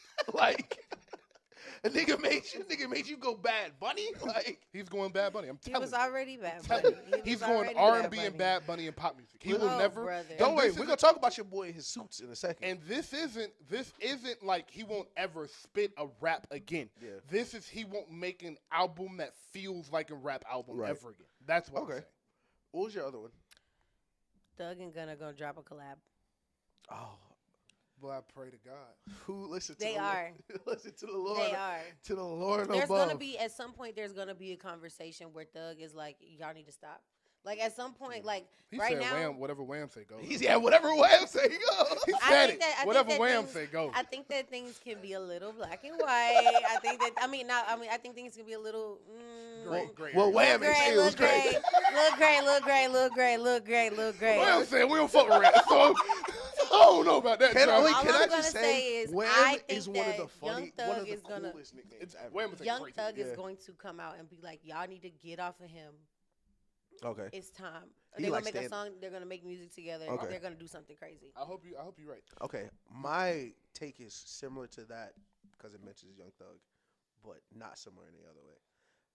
I think we get a Young Thug Megan Thee Stallion song. They already have one. Really? Don't stop, pop that shit. I think we get You another never one. seen that with the Alice in Wonderland music video? Yeah, I think we get another one. I would enjoy that. I would enjoy that a lot. I would love to. I love that it exists already, but I would love to see that combination kind of, group together because I feel like Thug and Meg kind of have. You have to watch the music video. I will for sure watch the music video, but but I think Thug can help Meg in a way because I feel like early in Thug's career he was kind of on the Meg, like he was in the Meg box kind of where it's like his verses was really really good and he wanted to learn how to make hooks and he just chose to inflect his voice and do other things. I think Meg can start to do that in her music as well. I would love to see her be around Young Thug, but like at an arm's distance, like not like too crazy because I know how Mariah Cyrus is. Yeah, he's scary. He's scary. Yeah, but Mariah, they all friends. I will stop using that. None of them niggas are friends. I will say. Shut up, Mariah the Scientist, by the way. I think, Okay. and this will be very fun because it's TDE based. I think Doechii and Lotto will have a beef this year that starts around the summer because I think they're both gonna drop albums and they're going to have a crazy rap No beef. way. I can't listen. I don't think so. I don't think Lotto's gonna drop another album. It'll be. It's just too similar to the Drake and Kendrick. I'm telling you. That's why I said It's too similar to I'm the Drake telling and you. Kendrick beef. I'm telling you. I don't know. Doechii gonna walk out and say some shit that she shouldn't say. Yeah. And Lotto the only rapper that take offense to y'all thinking she. Lotto y'all do rap better tell than them to get in the booth. Lotto. I like that GIF. Ice Spice dissed Lotto, and there was something that there was a shot at Ice Spice on a song within the month. I'm telling you. Doechii gonna come out and say none of these rap bitches can fuck with me. Oh, yeah. And Lotto gonna take offense to that, and I a like that. beef is happening. I'm not saying there's gonna be 6-7 songs and a Not Like Us is coming from it, but it's gonna be a beef. Oh, some tension. Oh no, I think that I they're like some gonna good do a tension. collab. Could there be tension in the collab? No, I think that all of the rap girlies are gonna collab. And you saying that they not friends, and I think that there is a beautiful symmetry in the music right now with women. If you take out certain players, yes, there's Which a lot ones? of. Which certain players? I don't even want to say Ice Spice, but Ice Spice does. I thought you meant Ice Nicki Spice is Minaj. a little I thought you problematic. meant Nicki Minaj. My fault. I'm not gonna bring up Nicki. I'm not gonna bring up Cardi because I'm Okay. talking about a completely Okay, no. different That's generation. why I brought it up. I'm of sorry. musicians. I'm not Go even ahead. talking about Doja. I'm talking about Flo Milli, Lotto, Doechii, Meg. Mariah the Scientist is a Yeah. part of that. I think Summer Walker, Meg. Yep. all of them, like this new wave of women who are kind of I don't want to say dominating music, but like Glow. dominating music, Glorilla, Yeah. Sexy Red, all of them. Yeah. I want to say this new wave, yes. I think that they are all, and then you go to like all of the women that they did, Maya the Don. Like if we could get real deep into the girls, but I think the girls love each other. Even down to what's Jada best friend? Des Dior. I think that the girls love each other down. They support each other. They show to each other's shows. There's gonna be some type of collaboration between all the girls. All of the Okay. girls, they're gonna do That would be all tough. of that. They're gonna do that. She's wrong. I would prefer tension though. She's wrong. Those women do not like each other. They are using each other because they are all elevating each other's brands right now. As soon as Doechii hits that next step or Lotto hits that next step, there will be jealousy, there will be envy, and then shots come. And Doechii will take that next step within the first 6 months, and Lotto is not going to like that. This the same reason as much as Kanye and Wayne had in common, they were not friends. As much as Tip and Wayne had in common, they was cool, but they was not friends. Tip and Kanye, Hove and Wayne. Go down the list of the rappers that were at the top of the top in the 2000s, at the top of the top of the 2010s. Them niggas fake like they're friends for business, and as soon as one of them gets too top, we get a Drake. I think I kind of see both sides because I do think what you're saying right now is somewhat correct because I think I'm on a Leo too. I just need to just make sure that I have her okay, name. no, you're good. I definitely think that there is a collective group interest between them right now. I feel like they all understand that they are all under one kind of genre right now. So you do get the collabs. I did like the Meg Thee Stallion, Lotto, Flo Milli song. I do think they may like each other, but I don't think they're friends. If like That's all I'm saying. They may be coworkers or associates They're associates. that they tolerate, but I do agree. I don't know if they'll be like a beef, but I could do see competition between Lotto and Doechii breaking out just because I feel like those would be just the two most competitive MCs. Yeah. And I don't know, because Doechii is, well, I'll say also about Doechii is that Doechii is not really in that mix, but I think that when she start being with the girls, she's gonna start being with the girls. But this is just me. I think that we are talking about two completely different things, and I think the way that women move in general is different the way that men move, and I don't think that we have ever had a group of female rappers like this. We have never had a group of female rappers all together at the same time. But then I'm not even just saying rappers because again, What do you mean Summer like Walker, just out at one time? like the way that y'all are talking about Wayne and Kanye and Jay-Z and whoever else, T.I., Jeezy. I mean, like, Lil Kim and what's you can name two people. You can name three. Like, we have never had this many female rappers dominating music all at the same time. We have never had that before. But this is where I disagree with that is because the same way we just said Drake and Wayne, whichever of the two female rappers separate themselves is how we're going to talk about these years. Like right now, it does feel like it's 6, 7, or 8 great female rappers. They're all just getting started. Same as when it was like 14, 15 great young rappers all at one point. The Block Big Sean, Wale, Drake. Eventually, the cream's going to rise to the top, and that's how we're going to identify the era. Like Remy Ma, like there were other female rappers, but it was Nicki Minaj. And then it was Cardi B for like 6 months, whenever she was released. And then now we have these group of female rappers now. But I feel like whoever is gonna take that leap is like LeBron, Melo, Chris Paul, all them got drafted the same year. But that's LeBron, so that's the LeBron era. There's a reason they say the top is lonely. Yes. There's a reason they say that. You don't get to the top and keep your friends because your friends want to be at the top. Doechii and Lotto are not staying friends if Doechii is at the top. Lotto and Meg and Flo Milli are not staying friends if Lotto takes the stratosphere and becomes Nicki Minaj. That's not happening. That's not how that works. Well, I mean, if you already look at it, there is a distinction. Like there is a between Flo Milli and Lotto. There is 100% a distinction. I mean, I think that there's a distinction, and I think it's funny that we're having this conversation about Lotto versus Doechii. And if you're asking me my prediction, the number one that's going to rise to the top out of all of them is Glorilla. It's 100% Glorilla. And love Doechii down. And I think that we're talking about raw talent, and Doechii is a great rapper, and she's a really good rapper. But somebody who has the entire star package that has been showing it and is consistently showing it, it's going to be Glorilla. Glorilla is going to be the mainstream breakout star. Doechii can be Doechii, and she's gonna be Doechii, but she is not gonna be Glorilla. She's not gonna be Glorilla. Look, and we can argue it. But that's what I'm saying. Look, So- I have Glorilla Let is me ask. different. Doechii and Glorilla are going to be Drake and Kendrick. It's going to be, they're both at the tip of the game, but it feels different because they are different type of artists. I don't know. Doechii is an incredible rapper. She's an incredible artist. She sings, she does pop music, does R&B. She does it all. So that's the Kendrick bag of this, of how Kendrick is the introspective, gets in the deep albums and all of that. That's going to be Doechii.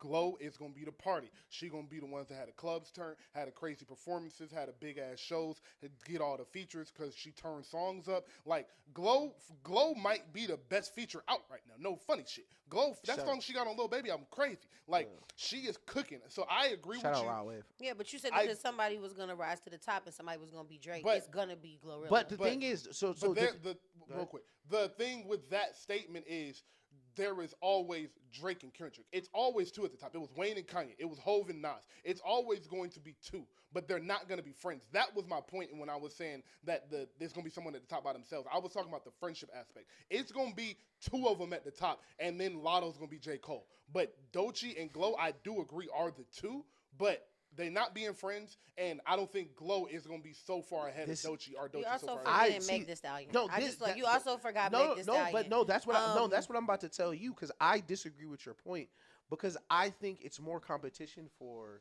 Glow spot than it is for the Doechii Lotto spot. Because while I think Glow is, like you said, probably the hottest feature out right now, and I think had the most consistent year of any of the female rappers last year, her lane she shares with other great hit makers. As great of a year she had, we don't know how Sexy Red year go if it don't get stepped on the way it did. So she'll always have competition. But Sexy Red, I mean, it's the same. I mean, No. But the reason I say that is because I don't think she'll ever be able to establish dominance over her competition because as much music and as crazy as her feature could go, I don't know if she'll ever be a bigger name than what Meg Thee Stallion's brand's going to be in 3 years. I don't know if like Sexy Red is still going to make hits. I think it'll be more competition in the female artist hit maker lane that Glorilla is in, that Sexy Red is in, Meg Thee Stallion is in, that these female rappers are in, as opposed to the other side of it where Lotto is kind of more on the rapper side. Doechii does do a lot more of the rapper side where that's where I think you're saying the Kendrick-Drake connection where like Drake, to get to where Drake ended up, he had to get through Wale, he had to get through the other niggas who wanted to be Drake. Yeah. I don't know if Glow will ever be able to really step down on, like, to get over Meg Thee Stallion, over Sexy Red, and over her competition just because I believe Meg Thee Stallion is going to keep making hits. I also don't know if Doechii is going to step into exactly who she's going to be as a rapper. Yeah. Because her biggest songs and the songs that got her where she is not the rap songs. Oh, it'll never and be she's the a rap. good rapper. No, but it'll never be rap. But she's a good rapper. Like she's a good rapper, and I think that y'all fuck with the type of rapper that she is because she is a rapper. I do. But Yeah. her hits is not them rap songs. No, it's never the Her rap hits song. them not them rap songs. It's never the rap Drake's song. hits are not the rap songs. Nicki's most of her biggest hits are not the rap songs. J. Cole hits are not rap songs. Like a lot hits are not rap songs. A lot of them, All right, yeah, like a lot of them are not like really rap songs. Yes, but they are rappers. She is. She also sings. Like she also does pop music, and I'm saying that in a way that like. Yes, J. Cole's biggest songs, but J. Cole is not singing on his biggest song. Nicki Minaj is not. They are still rapping. Doechii has songs where she does not rap at all that are her biggest songs. So, there's a whole group of people who do not know that Doechii. Yeah. You can listen to Doechii and not know that she is a rapper. Right. I think that's like you can listen to her and not know that she's a rapper, but you're not listening to a Nicki Minaj song and not knowing that she's a rapper. I think that helps my point with Doechii. I think her being that's part of her thing. Is why I'm saying that she will be at the top. And I haven't mentioned a large reason I'm saying what I'm saying about Doechii is because of TDE. I don't want that to go under the radar that she absolutely has the best team around her right now with Punch and Top. Yeah, so that is also a reason why I'm expecting this Doechii ascension. And just if you just look at the year she had last year, everything just kept getting more expensive and more better, which means the budget is growing, which means she has earned that budget to grow because that's how you get that budget is you earn it. So why I disagree with the Meg point and your point about Glow, I disagree with that simply because, and maybe this is a bold prediction, I think Meg Thee Stallion has hit her ceiling. I don't think Meg Thee Stallion gets better as an artist. Do I think Meg Thee Stallion might have another top 10 hit, top 15 hit again? Yeah, sure. But I don't think Meg ever gets to a Glorilla level of where Glow is in 5 years is drastically different where Meg is in 5 years. If Meg is, there it is. Meg turns into Cardi B. Glow turns into Nicki. That is how I feel. Oh, yeah, I disagree. I think Meg in 3-4 years isn't even really dropping music like that and is doing fly-ass features and is a personality, and Glow is still in this shit and dropping hits and making music. And that is why I disagree with the point of what you're saying, because you were just speaking about how Drake had to fight through to become Drake because Big Sean and Wale and Jay and et cetera, wanted to be in that spot. Right. I think Glow is going to have to fight through that, but I think she's the most talented. I think she's the most dedicated to being a rapper, and I think she is the best at this moment. So I think Sexy Red falls off in the next year or two because I don't think her style of rap ever lasts. It just hasn't. That's never been the thing where you stay one of the biggest and best with that style of rap. It's not going to happen. Meg Thee Stallion hasn't really learned how to make a song, and she's 6-7 years in. You're not just going to learn to make a song in year 10 and grow to some spot, grow to a spot that you haven't earned. So I think Glow is putting the package together. Lotto is putting the package together. And Doechii is putting the package together. Flo I like, but I don't think she'll ever have the label or the budget to get to these heights, which is what you need. So those are the three that I think actually can do it. Right. And if I had to put money on two of them, it would be Doechii and Glow. See, I think the way you're looking at it, and I think the way you're looking at it too, I think y'all both make total sense, and I think your assessment of the artists are somewhat correct. I don't know if Meg, it's definitely somewhat with Meg. I think, of course, you're super high, Glow a little more than me, but of course, we can split the difference. But I think if the spot goes to the most hardworking, the most deserving, I think you would be right. But I don't think that. I just don't. It's not fair. That will be my retort. It's like, I think Glow may earn it the most. I think she may have the music. I think she may have the want to be the best. But I don't know if she'll ever have the institutional support that Meg Thee Stallion would have, whether she's dropping music or not. Because even when she's not dropping music now, and she's in these conversations. Meg Thee Stallion? Yeah. She just dropped the album. They all dropped albums. No. That's what I'm saying. Like, she has some music out. I'm saying she's in these conversations, like, before the album came out. She's in the conversation, whether or not her album comes out. Yeah, because just she's because a good rapper. That's my point. That exactly what you said is my point. Whether she drops music or not, she's gonna be Meg Thee Stallion. She's always gonna be that famous. And that's why I'm saying it's the Cardi thing. Because it's like, no matter if Cardi drops again or not, she's always Cardi B. She's always going to be the personality. I still think someone needs to sign them to their podcast network and give Cardi B a podcast with her best friend. Because, my gosh, she is hilarious. She's an excellent personality. She's all that. So that is my point, is that Megan Thee Stallion is the same thing. She's charismatic. She's beautiful. I'm going to buy Megan Thee Stallion stock because I think, aside from all that, I still think she's the best pure rapper out of all of them. Oh, completely disagree. I think that's Lotto. Mana Leo. Whoa, Mana Leo. She don't count in this. The girls that can't get to where Lotto and Glow can get don't count. Well, because they're still independent. But Mana Leo is crazy. Listen, she's crazy. Like, if we're talking rapper, if we talking freestyle, I will put my money on her. If we putting all of them freestyle. Out of all of them, I'm putting my money on Mana Leo. But she would be of more of a Rap City kind of category though. Like Rap City's such a good rapper that it's a cap on how people don't even talk about her in female rap conversations because she's so much better than them. Literally, I think Meg. I personally, and that's where the divide is. I think Meg just rapping. I think just rapping is just rapping. Just for me, the most of the times I've heard like an amazing Meg verse. I'm like, what? Like, she has like the ceiling on her verses are amazing. Yeah, and we're not talking about putting a song together, but Lotto, because I'm rap game. I've been Lotto for a long time. Lotto knows how to make a good song. Yeah. Lotto knows how to freestyle. Facts. But if it was a freestyle battle between Lotto and Meg, I mean, they're gonna go to the end. We looking at 8 Mile. Right. But That's crazy. look at that 8 Mile. It's a thick ass 8 Mile. But Megan, Yeah. Megan for sure is gonna be 42-inch Eminem in the waist end. mile. Yeah. That- Yeah, that no, is- she's definitely gonna take it home. The no waste 8 Mile.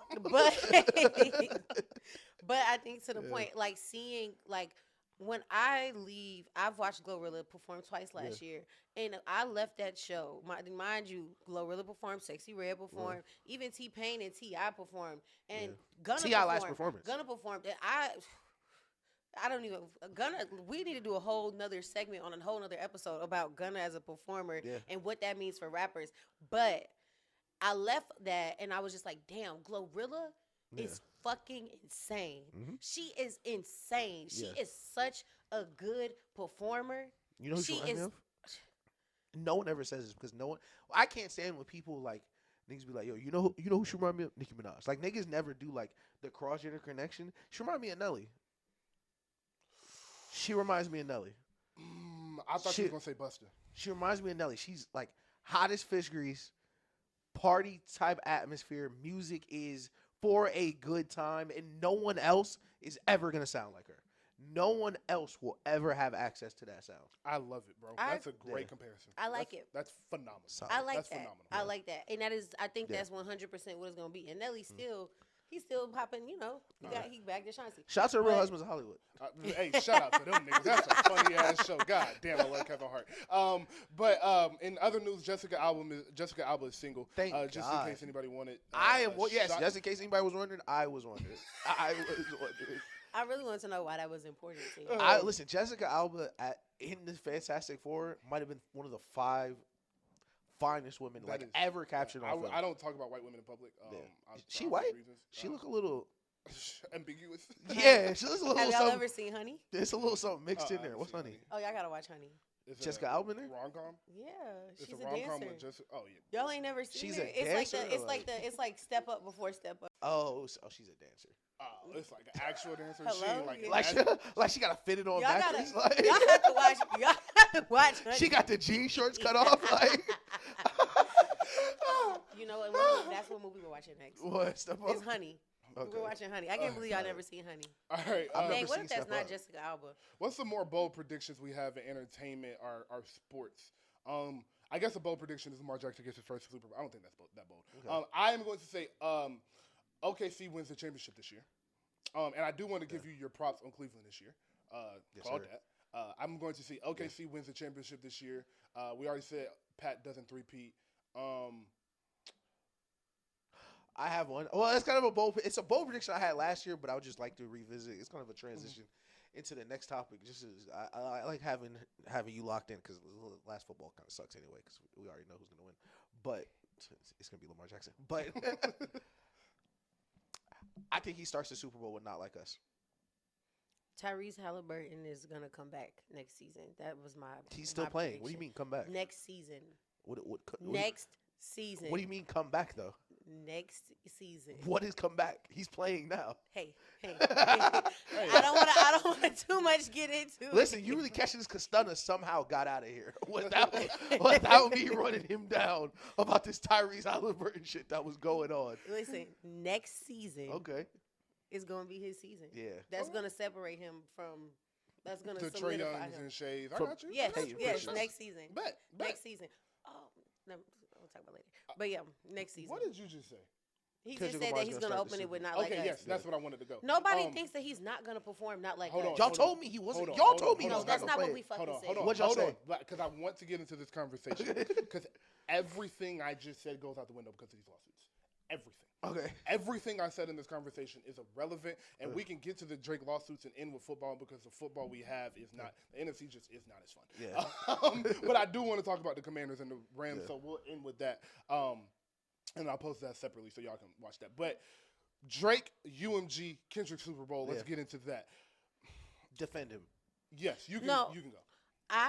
There is no defense. I never said That's that your he wasn't. man's. I never said that he was not going to perform that song. I wait, never no, said that. No, defend the lawsuits. No, Defend the lawsuits, not that. no. I don't want to defend the lawsuits. I don't want to do. No, we're talking. You said the Super Bowl. I don't want to talk about the lawsuits. I want to talk about the Super Bowl. All right. You said. Yeah. And pull up the clip. Yeah. I never said that he was not going to perform. Not like us. Okay. He's not performing it at the capacity that you think that he's performing it. They're not gonna be at the Super Bowl, and some of those things are not going to be said. No, that's what I said. I agree that they were gonna play. I said if they were gonna play, it may be shorter. It may be a specific verse. No, but that's song not what you said. is going that's to not be what played. You said. Nope.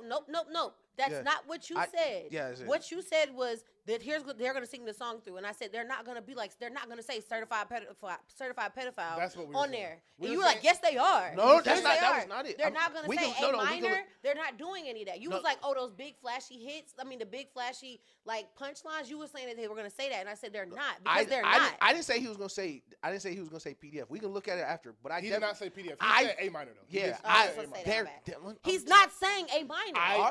Okay, hold on. Okay, I will put $500. No, listen. Let's put it off camera. Wait. We don't have to put $500. We just put a little lunch or something real casual. I want money. I'm not putting $500. Buy me a PlayStation 5 when he doesn't say a matter of fact, I want the new Nintendo Switch 2. When he doesn't say A minor, he's not saying A minor. No, that's what he's not saying. But if you remember my original conversation, I didn't even say he would say it. Yes, you did. No. I said he might drop it out and let the crowd say it. He's not gonna do that. All right, listen, okay. I do not know. Hey, the answer is it's gonna be they not like us. It's gonna be cut. Completely agree with you. 27 hours ago, but then this shit came out again. I don't know. I really don't know. Listen, and man. I'm gonna let y'all know this now. There's a lot of things I don't know about. The most I know about it is whatever you said last night, but I wasn't even paying attention. I'm not like when I'm on social media, it's very siloed, so I don't really know what happened. I know that the lawsuit was dropped, and then another one was brought up, defamation, but I don't know. So whatever you're talking about, you have to fill me in. Oh no, I'll definitely explain it. Like I said, the table just for the topic, just to, of course, keep the audience, following along. So Drake, of course, had the two first lawsuits, both disgusting and cowardly. He retracted those lawsuits, and there was the petitions for information, and it was about 7 or 8 hours where the OVO machine was working. Like, hey, he settled out of court in a secret backdoor room. They gave him $2 billion. Well, the court documents say they didn't give him anything. Well, it was under the table, big business state owned, the way these billionaires move. So and of course, my favorite thing about what Drake is doing is he'll do something, the niggas will lie and rush to defend it. And then he'll do something to prove them wrong. So after they was like, yeah, he settled out of court. He's Michael Jackson sticking up for the little guy. That was my favorite part. He was sticking up for the little guy. I tried to throw him some bail the first. The nigga who spent a career shitting on the little guy is bigging him up now. So his new lawsuit is now a federal lawsuit in the state of New York, which is basically just defamation. He's not suing Kendrick, of course, still. I don't know why. But he's suing UMG for first allowing him to release the song. Mm-hmm. He demanded that they not only take the song and video down on August 1st. Mm-hmm. He was naming streamers, YouTubers, tweeters in the lawsuit. All black streamers, by the way. None of them white. Not XQC. Did he name Kai? Yes. Yeah, the nigga he texted stay on stream, he put in the lawsuit. He named RDC. All black young creators. Named RDC. All black young creators. Named all these streamers that reacted to the song. He has tweets in there. Other niggas literally pulling up just random tweets, calling Drake, all these things. So he refiled this with UMG. And in the lawsuit, they're going through the lyrics. Like, he threatens Drake's life when he says, you'll never leave Oakland. Yeah. Because Kendrick is from Oakland and has gang members. And the threat continues, no captions, I want action. Like that, like they're literally going line by line, saying all this mean stuff that Kendrick said. Drake said, so he said certified lover boy, certified PDF. Yeah. And that lets you know that he thinks Drake is this and that, which ruins his reputation. Right. And so it's just when you think it couldn't get more embarrassing in the first lawsuits, you then turn on the streamers and reactors who were reacting to your music as well during this entire saga. Every person that he listed listened to both sides of the tracks. That's what's so crazy. You texted Kai, hey, stay on stream, to call Kendrick Lamar a wife beater whose wife has a baby with another man. You texted Kai to stay on stream to do that. Well, Lil Baby said that Kai. You had to hide the crisis. You had the crisis that management Kai shouldn't team. be speaking on music. That's what Lil Baby said. You hired whatever Wham say goes. That's what the episode needs to be called. whatever Wham say. And he said that Kai don't need to be talking about music. You hired the crisis management team to hide the fact that you beat on your queen. Underrated one. You said I got in a song, and I didn't. They just threw that in there on top of my wife hate me and I'm beating her up. You was just throwing out crazy shit all over the place. Throwing out crazy shit and then crying that crazy shit got thrown at you. Yeah. The shit that's not true about you, said some shit that's not true about him, but now you suing because you lost. Let me pose this in the room. Okay. Now you suing because you lost. And what really makes me mad, makes me mad, bro, is the fact that, and I'm really mad at myself for believing in you, nigga. That's what I'm really mad at, because I came on this couch and I sat next to my brother and I looked at him and I said, the Heart Part 6 might work in 4 or 5 years because he got all the evidence, bro. And when you look at it, he might be like, oh my God, Drake had all the evidence. The nigga was just on Twitter. He was lying. He was just on Twitter and he got on the song and lied about it. I told you. Because he got in the lawsuit and the minute he lied about it. Yep. So you made an entire song talking about the Epstein angle was the shit I expected. Those words came out of Aubrey Graham's mouth. That being a direct quote. Maybe he didn't really lie. Maybe that's what he had to say. That's what he just had to say. No, and it wasn't what you expected, because now you suing. Let me pose this to the room. Why is he not filed a suit for Meet the Grams? I don't know. That is the most disturbing song I've ever. When I I don't ever have to hear that song aside from it again being one in of my the life. scariest, most insidious songs, I heard for months, where's Drake's daughter? Drake's daughter must be fake. All these are lies. Because they are lies. They harassed that little girl. Listen. Okay, wait. My thing is, if you are suing for defamation and you think this is the biggest lie, why are we not? I think that the whole thing was all lies. I think they were lying the whole time. This is what I think. What do you think they were lying about? So here it goes. Okay. So just for Drake, and this is not a defense. This is not a defense. I just want to make this very clear. Hold on. Hold that thought, because I have to respond to what Ish said real quick before you go, because it flows. He didn't respond to Meet the Grams because Meet the Grams isn't what hurt his feelings. That's because it wasn't what he was saying that would hurt his feelings. Yeah. It's what we said that hurt his feelings. His public image, his public perception. Because that is what the lawsuit is naming. It's naming his public image was tarnished. His public perception was tarnished. That's why It's Not Like Us is in the lawsuit and not Meet the Grams. Because all that shit you said about me and my integrity and my father and all of that, that's true. But now I'm not number one no more because it's Not Like Us. So I'm sad about that. Okay. That's why. That makes sense. Yes, I agree. I don't even think that he cares about Not Like Us. I think that he cares because it is the biggest song out in the world right now. And I think that it really it just made him look like lame. Like it just made him. Bro, that nigga turned the nigga into a pal. Yeah, I think it was just like I don't think that he even cared about all of that. I think that he just was. Ever, right? Kendrick the best rapper ever? No. Just relax. Like that was a lot. Like you didn't have to do all Jay-Z that. still married to Beyonce. I get you're excited, but like Jay-Z calm still down. pulled Beyonce. Calm down. Listen, you better hope Drake don't drop that Spanish album. All I'm saying is, you better hope he leave that mariachi shit alone. But yes, I agree with Daniel. It's not. It's about like I look lame. Yeah. Like this song. Like they don't. I'm not Drake no more. Like I'm not Poppy. They don't respect me. Yes. They don't respect me anymore. Yes. It's not even about the lyrics of the song.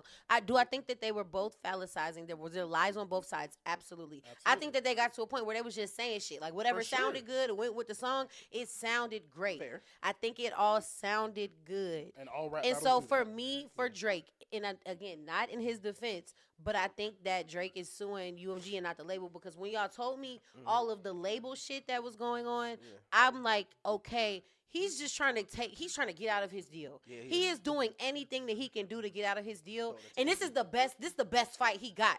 Right. This is the best fight he got to get out of there is this. So sucks that it's lame.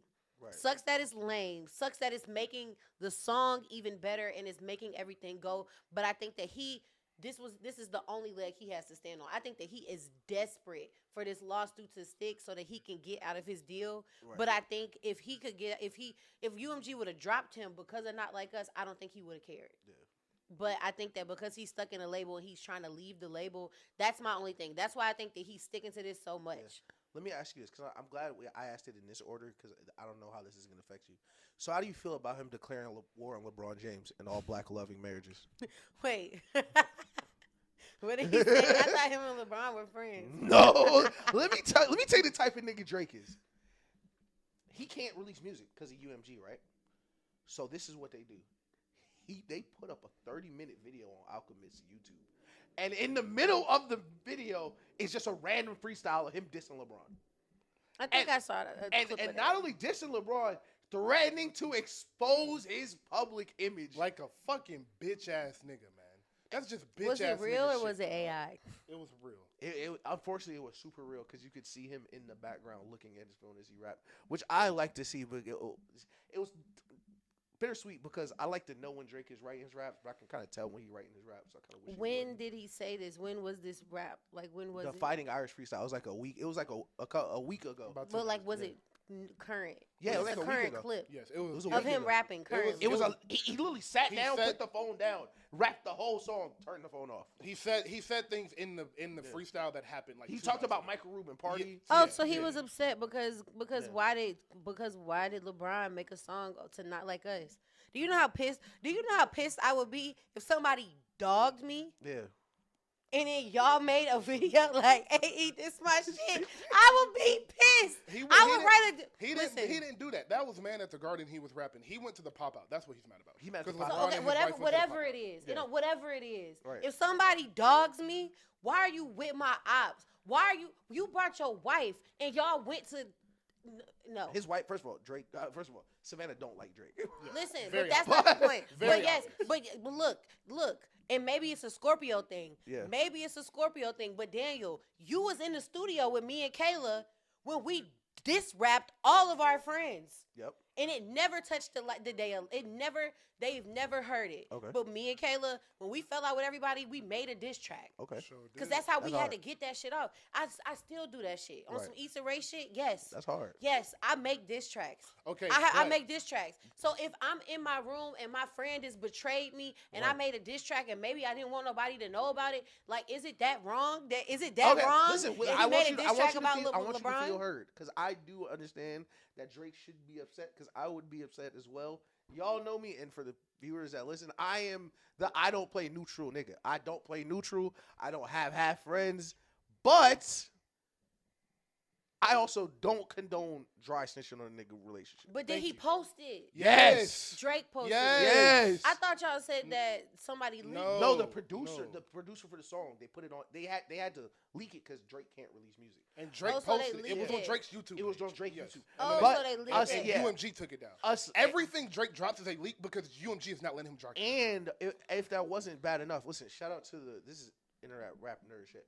But right after that, Get on stream talking about all the stuff Drake and LeBron used to do and how Drake and LeBron used to facilitate women together and how they used to do things like. I think but you can't hey, everybody's scoring, everybody's vengeance is different, and that's why I'm saying, like, shit. I don't care. Hold on. I don't give a fuck what everybody's vision is. That's lame as fuck. That's bitch ass nigga shit. That's whole shit. That's his wife. That goes against every code you got. Hold on. That goes against every code you got as a real nigga to go be out cheating with a bitch, go out cheating with your niggas, go out fucking all the hoes, and then you and your nigga get some beef, and now you on wax talking about I'll ruin your public image, and got act on stream talking about they was running 2-mans in Toronto and shit. First off, LeBron, why were you running 2-mans in Toronto? I don't believe none of it. First of all, like, let us be the show to come out and say this right now. LeBron James is innocent, first of all. I don't think LeBron James is innocent, but I don't think he cheated without Savannah's knowledge. I think this is consensual, and I think he... Listen, he's for the LeBron James story, Savannah James is too much. Savannah James is too much of a boss-ass bitch. She know what her man is doing. She know what her man is doing. A lot of people and don't LeBron know. James they have been together since high school, but there was a period they were, not together in the early stage of Miami, which is a lot of speculation of when people think this was happening. His first year in Miami, second year in Miami. I'm not gonna say with who, or we're not gonna speculate on who, but that is the time period. I won't say yes or no to Jules. Would. So that is the time period where academics is describing Drake delivering these snow bunnies to LeBron James. But regardless of that, I think it is, first of all, nasty work to keep tabs on your homies. Having a tab of, in case LeBron crossed me, I'm going to blackmail him. Like, this is what we got. I think that is super nasty work. And aside from that, if he declared, this is the reason I asked you, because I'm not even a big LeBron guy. But if he declared war on LeBron, he declaring war on me too. Okay, so look, this is what I have to say. Only because I want you to know that. Only because I need y'all to understand how, like, as a Scorpio, and just as a person, like, I understand. So I would never out somebody. I would never, like, yes, this is lame. What he did is lame. I thought that y'all said it was leaked. Yeah. And that's why I was like, bro, somebody leaked it. Oh, no. Yeah, no. So, yeah, because, like, Daniel, look, real shit. I said, Daniel, don't post this song that me and Caleb post. He posted the fucking song. Sure did. He posted the song. I said, delete it. I sure did. We dogged them. We said it like. It was an accident. I didn't do it on purpose, but I posted that bitch. But no, we told them to delete it. I swear to God. Yes, but we told them to delete it. But I will say, I was crossed once when I was like 12. Okay. Bad. Yeah. Bad. You were stabbed in the back? Bad. At 12. I want you to know. I know. I have all the Carfax. We know. It's not for. I'm not gonna ever go on Twitter and be like, oh, so this didn't happen. But if 5 years from now, somebody was to tell you, if I told you a story and they like, no, Charlene said that didn't happen. I swear to God, 5 years from now, I'm gonna have the screenshots from today, I have them in a folder because I don't ever want nobody to ever try to discredit my story. That I think is if Drake and LeBron were pending op status, I feel like that's fair. Well, it's not pending op because it's never pending op with me. If something crazy happens, I'm gonna keep some type of no. That's what I'm saying. That is there. No, I agree. So maybe it was fun. Maybe it was the best time of his life. But like me and LeBron are besties. We running 2-mans. If I was running 2-mans with LeBron James, all right. Okay. What if it's not having done? What if I put myself in Drake's shoes? What if he got his hands out? He in the car. They in Miami. He in the drop top. He got his hands out the window. They got bitches in the back with their titties out. They're having a ball. It's the best time of his life. LeBron James in Miami. I think you might have said something so profound because nobody ever thought. What if those were just Drake memories too? Like that was what if those were just Drake's pictures too? That just happened to be evidence. Bro. You open your snap, it'd be like 7 years ago. This nigga was with LeBron in Miami. Because some of the funnest things I've done, I'm not gonna lie. I have one friend and she reformed and she became a different person and she was like, hey girl, like, can you delete all of these pictures from this time period? And I was like, bro, I love this. These are some of my favorite pictures.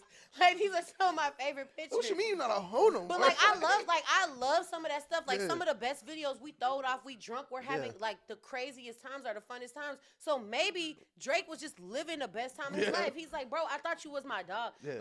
You can never, you can't control how somebody reacts. And it's unfortunate. But I would be pissed If I had the friendship, if we was running two men, if we was having the time of our life, and then now If we was cheating together? you at my op show, and LeBron James, they pinned it on him. Okay, that man sung out like us 7 times in a row, and LeBron is up here crip walking. Listen, That's crazy. To LeBron defense, when they found him at the pop-out, that was one of the funniest pictures ever.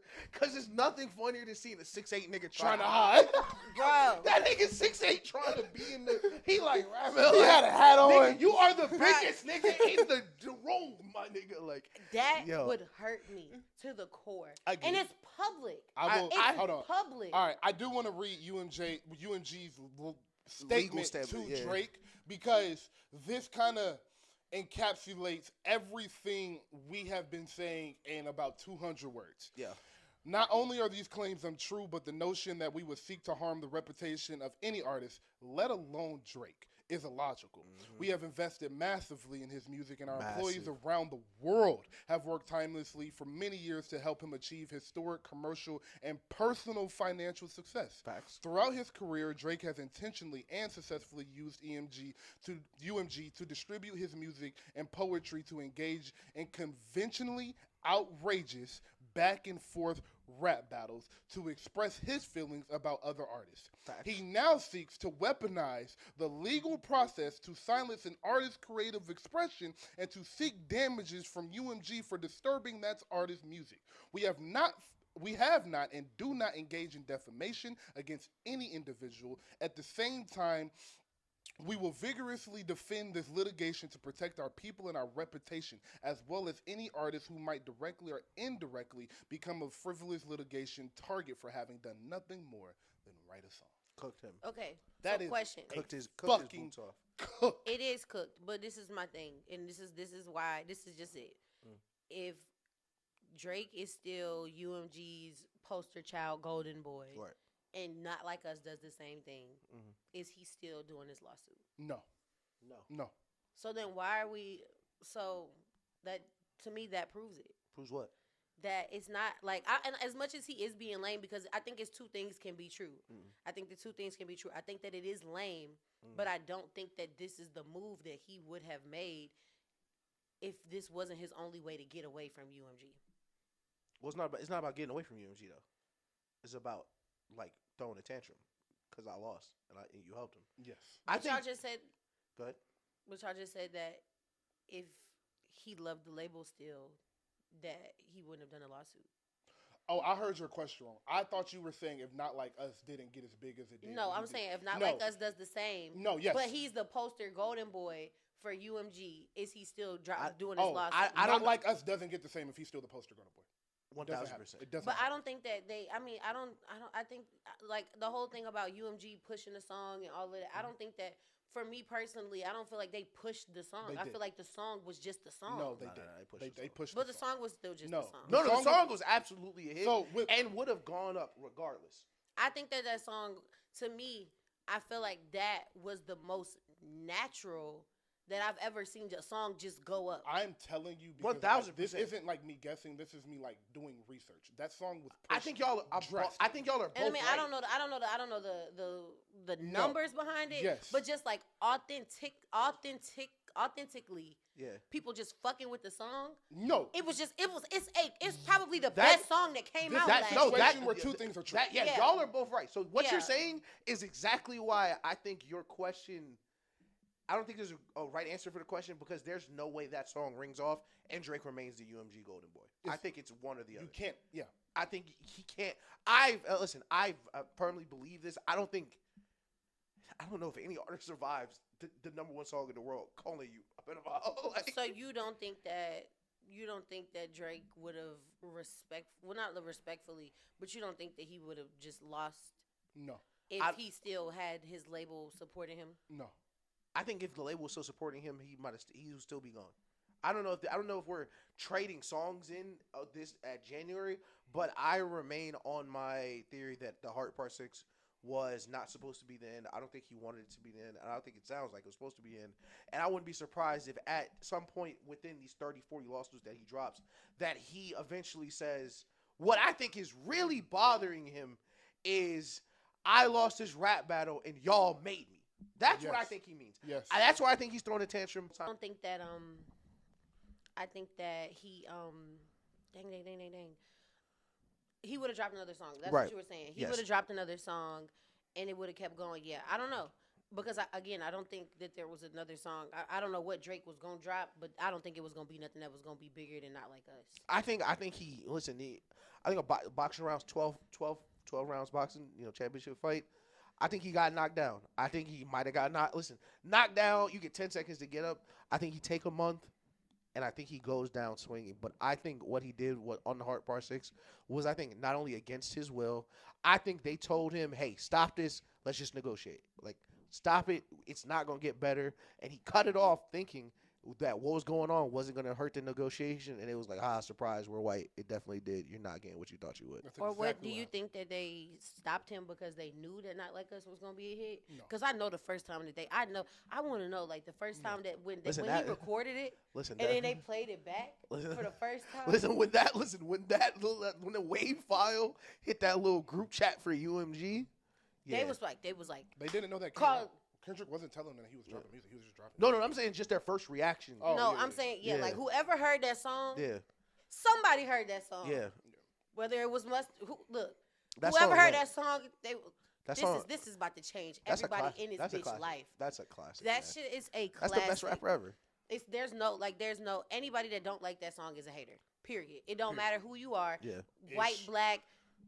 Joe Budden. Yeah. Fuck him. Yeah. Joe Budden don't like the song? It's a nigga named Ish. Ironically, it's a nigga named Ish on the Joe Budden podcast. Okay. His name is actually Antoine, but he went Muslim for like 2 years and kept his name. Yeah, listen, now that we have the floor to say this now, stop calling yourself that, nigga. I talked to the other Ishmaels. We don't like it. We don't like it. Anybody stamp you that, nigga? What other Ishmael you know? I know like 3 Ishmaels, actually. But I don't like what I don't like you popping shit for real, nigga. I don't like you running around like you Ish. You are not Ish, nigga. You are Antoine. All right.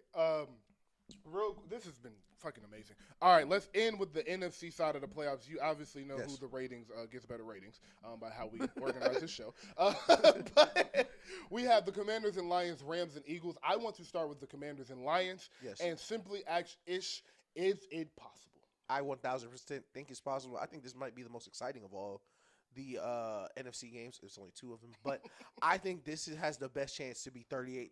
Whoever gets the ball last wins. Exactly. I think the Lions' defense is decimated. I think the Commanders' defense is terrible, but they've been playing better lately.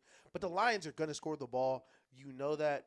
I think it is going to come down to one possession. I don't think Jaden Daniels is going to, he might do it. Like, I'm trying to talk myself into it. Like, I think it's such a hard hill to climb for a rookie, but I think they'll have a chance. If I had to pick a score, I'd go 24-17 Lions. All right, so I picked against the Chiefs, so I can't pick against the Lions. Yeah. 2 reasons. You can't pick against both number 1 seeds. They're not both gonna lose. That's crazy. And 2, I really fuck with my nigga Barry. Like, really fuck with Shout out my nigga Barry real quick. It's hard for me to pick against the Lions because for Barry's sake, I want the Lions to get to the Super Bowl and lose to Lamar Jackson. But that's a Warriors death. But listen to this, guys. Jaden Daniels in the 4th quarter is masterful. Yeah. Brady-esque. Jaden Daniels by the numbers. Yards per game. This is just the 4th quarter in his rookie season. Yep. Yards per game, 90. Total touchdowns, 14. Interceptions, 3. Rating, 71. A completion percentage. The rating is 116. A completion percentage of 71. And he has 6 wins in the final 10 seconds of the game as a rookie. Shout out to Hail Mary. That is absurd. It's absurd. It's absurd. Yeah. So I really, really think this is going to be a close game. Mm-hmm. But the reason I'm going to stick with the Lions is because both of these defenses are bad. Yeah. But the Lions, the way they can punish you with the run is going to play into their favor with how they control the tempo and the clock in this game, and that is why they win it. So Ish went 24-17. I'm going to go a little bit higher and say 34-24. Mm-hmm. I think this is a close game in the first half, and then the Lions pull away in the fourth quarter. It's just some teams that are something different about them. Yeah. The Lions just got that look in their eye. Yeah. But I think this game will be fun up until about midway through the third quarter. Yeah. But if we come in here next Wednesday or Thursday, and the Commanders have won and are playing in the NFC Championship against the Rams, I would not be surprised. Yeah. But let's move on to a second NFC game, Rams-Eagles. Yo. Charlie, now an Eagles fan? Not now. Oh, my fault. Potentially. Are they going to the Super Bowl? We don't know yet. No, I'm gonna tell. Well, they're gonna go home this week. That's. Well, I was thinking about going to Philly if they, if they were going to the Super Bowl. Okay. So I need to know right now. Yeah. So y'all need to tell me right now. Are they going to the Super Bowl? Is it what's the over under? Definitely the under. So, Ish, are you worried before we get into Matt and his coldness? Yeah. Are you worried about Jalen Hurts? I am about Jalen Hurts specifically. I'm not worried about him just because I hate him so much. I'm playing. I don't hate Jalen Hurts. It's a healthy dislike, but I still think Jalen Hurts can be a good to elite quarterback. I think there is. We talked about the elephant in the room earlier with Travis Kelce. There is a moon-sized elephant in the Eagles locker room. There is a sun-sized elephant in that locker room. And every day something don't go right, that Nick Sirianni elephant get a little bigger. You know how big the elephant in the room got to be to name something bigger than the elephant to explain the elephant? The elephant in that room got gravity. Like, it's a gravitational pull to that elephant. Like, A.J. Brown is on the sideline reading self-help care books for his mental mind. He's on the sideline reading Eat, Pray, Love, trying not to spaz out and choke his coordinator. Like, he is not a happy guy. A.J. Brown's one of the best wide receivers in the league. And there is a kind of cloud around the Eagles. And it's so funny. This is why, like, I always talk about, like, not liking Jalen Hurts because it's like, everybody love me. I got the best team. I got the most help. All the people that work for me, black women, everybody love me. I'm Jalen Hurts. All the bitches love me. My life's so easy. Like, I can't stand it. I get push into the end zone. Like, but it's also like, why isn't this the best team in the league? It's like a cloud over. It's like, yeah, we're good. We're in the playoffs right now. We might go to the Super Bowl. Why is everyone unhappy? Why is nobody happy? And it reminds me of, I think Jason Kelce said it after they beat us in the Super Bowl. They were like, I'd rather win one Super Bowl having fun than 5 Super Bowls not having fun. Now you're not having fun either, nigga. Like, losing is not fun. Failing your expectations is not fun. And I do think they lose this weekend, and it's for the same reason I've said all year. It's the reason we didn't invite Nelson to this show and we invited Charlene instead. Is that Nick Sirianni Nick Sirianni is not going to be a good of coach as Sean McVay on Sunday. And I think that is the difference in the game. I 1,000% think that is the difference because unlike basketball where sometimes you just got KD, Steph, Andre Iguodala, and the best team ever, in the NFL, you can have the better players. Schemes lose games all the time. Coaches may not win a game. Coaches will absolutely lose you games. Exactly.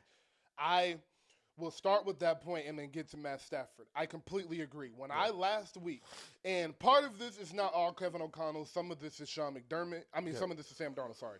I'm so ready for that game, clearly. Yeah. But Sean McVay showed Kevin O'Connell what the playoffs really like. Yeah, it's a difference. And I love Kevin O'Connell. It's a little I different. think Kevin O'Connell is top 5 coach in the NFL. Yeah. But Sean McVay showed that boy what a quarterback coach duo that is experienced in the playoffs really looks like. Yeah. And so that leads me to Matt Stafford and his playoff numbers since he's been on the Rams. Yeah. This is in 6 games, 1,764 passing yards, 15 touchdowns, 3 interceptions, a 111 rating, a 70% completion percentage, and the only loss was last year to Detroit in that game where it was who got the ball last. Yeah. Like, it was a perfect game. Both quarterbacks played amazing. Both coaches coached a great game. And we're going to throw that graphic up there, but not on that graphic is he survived Tom Brady's devil magic one time, too. Survived the devil magic. Like, that should have its own fucking graphic. That should be its own little graphic. Like, shit.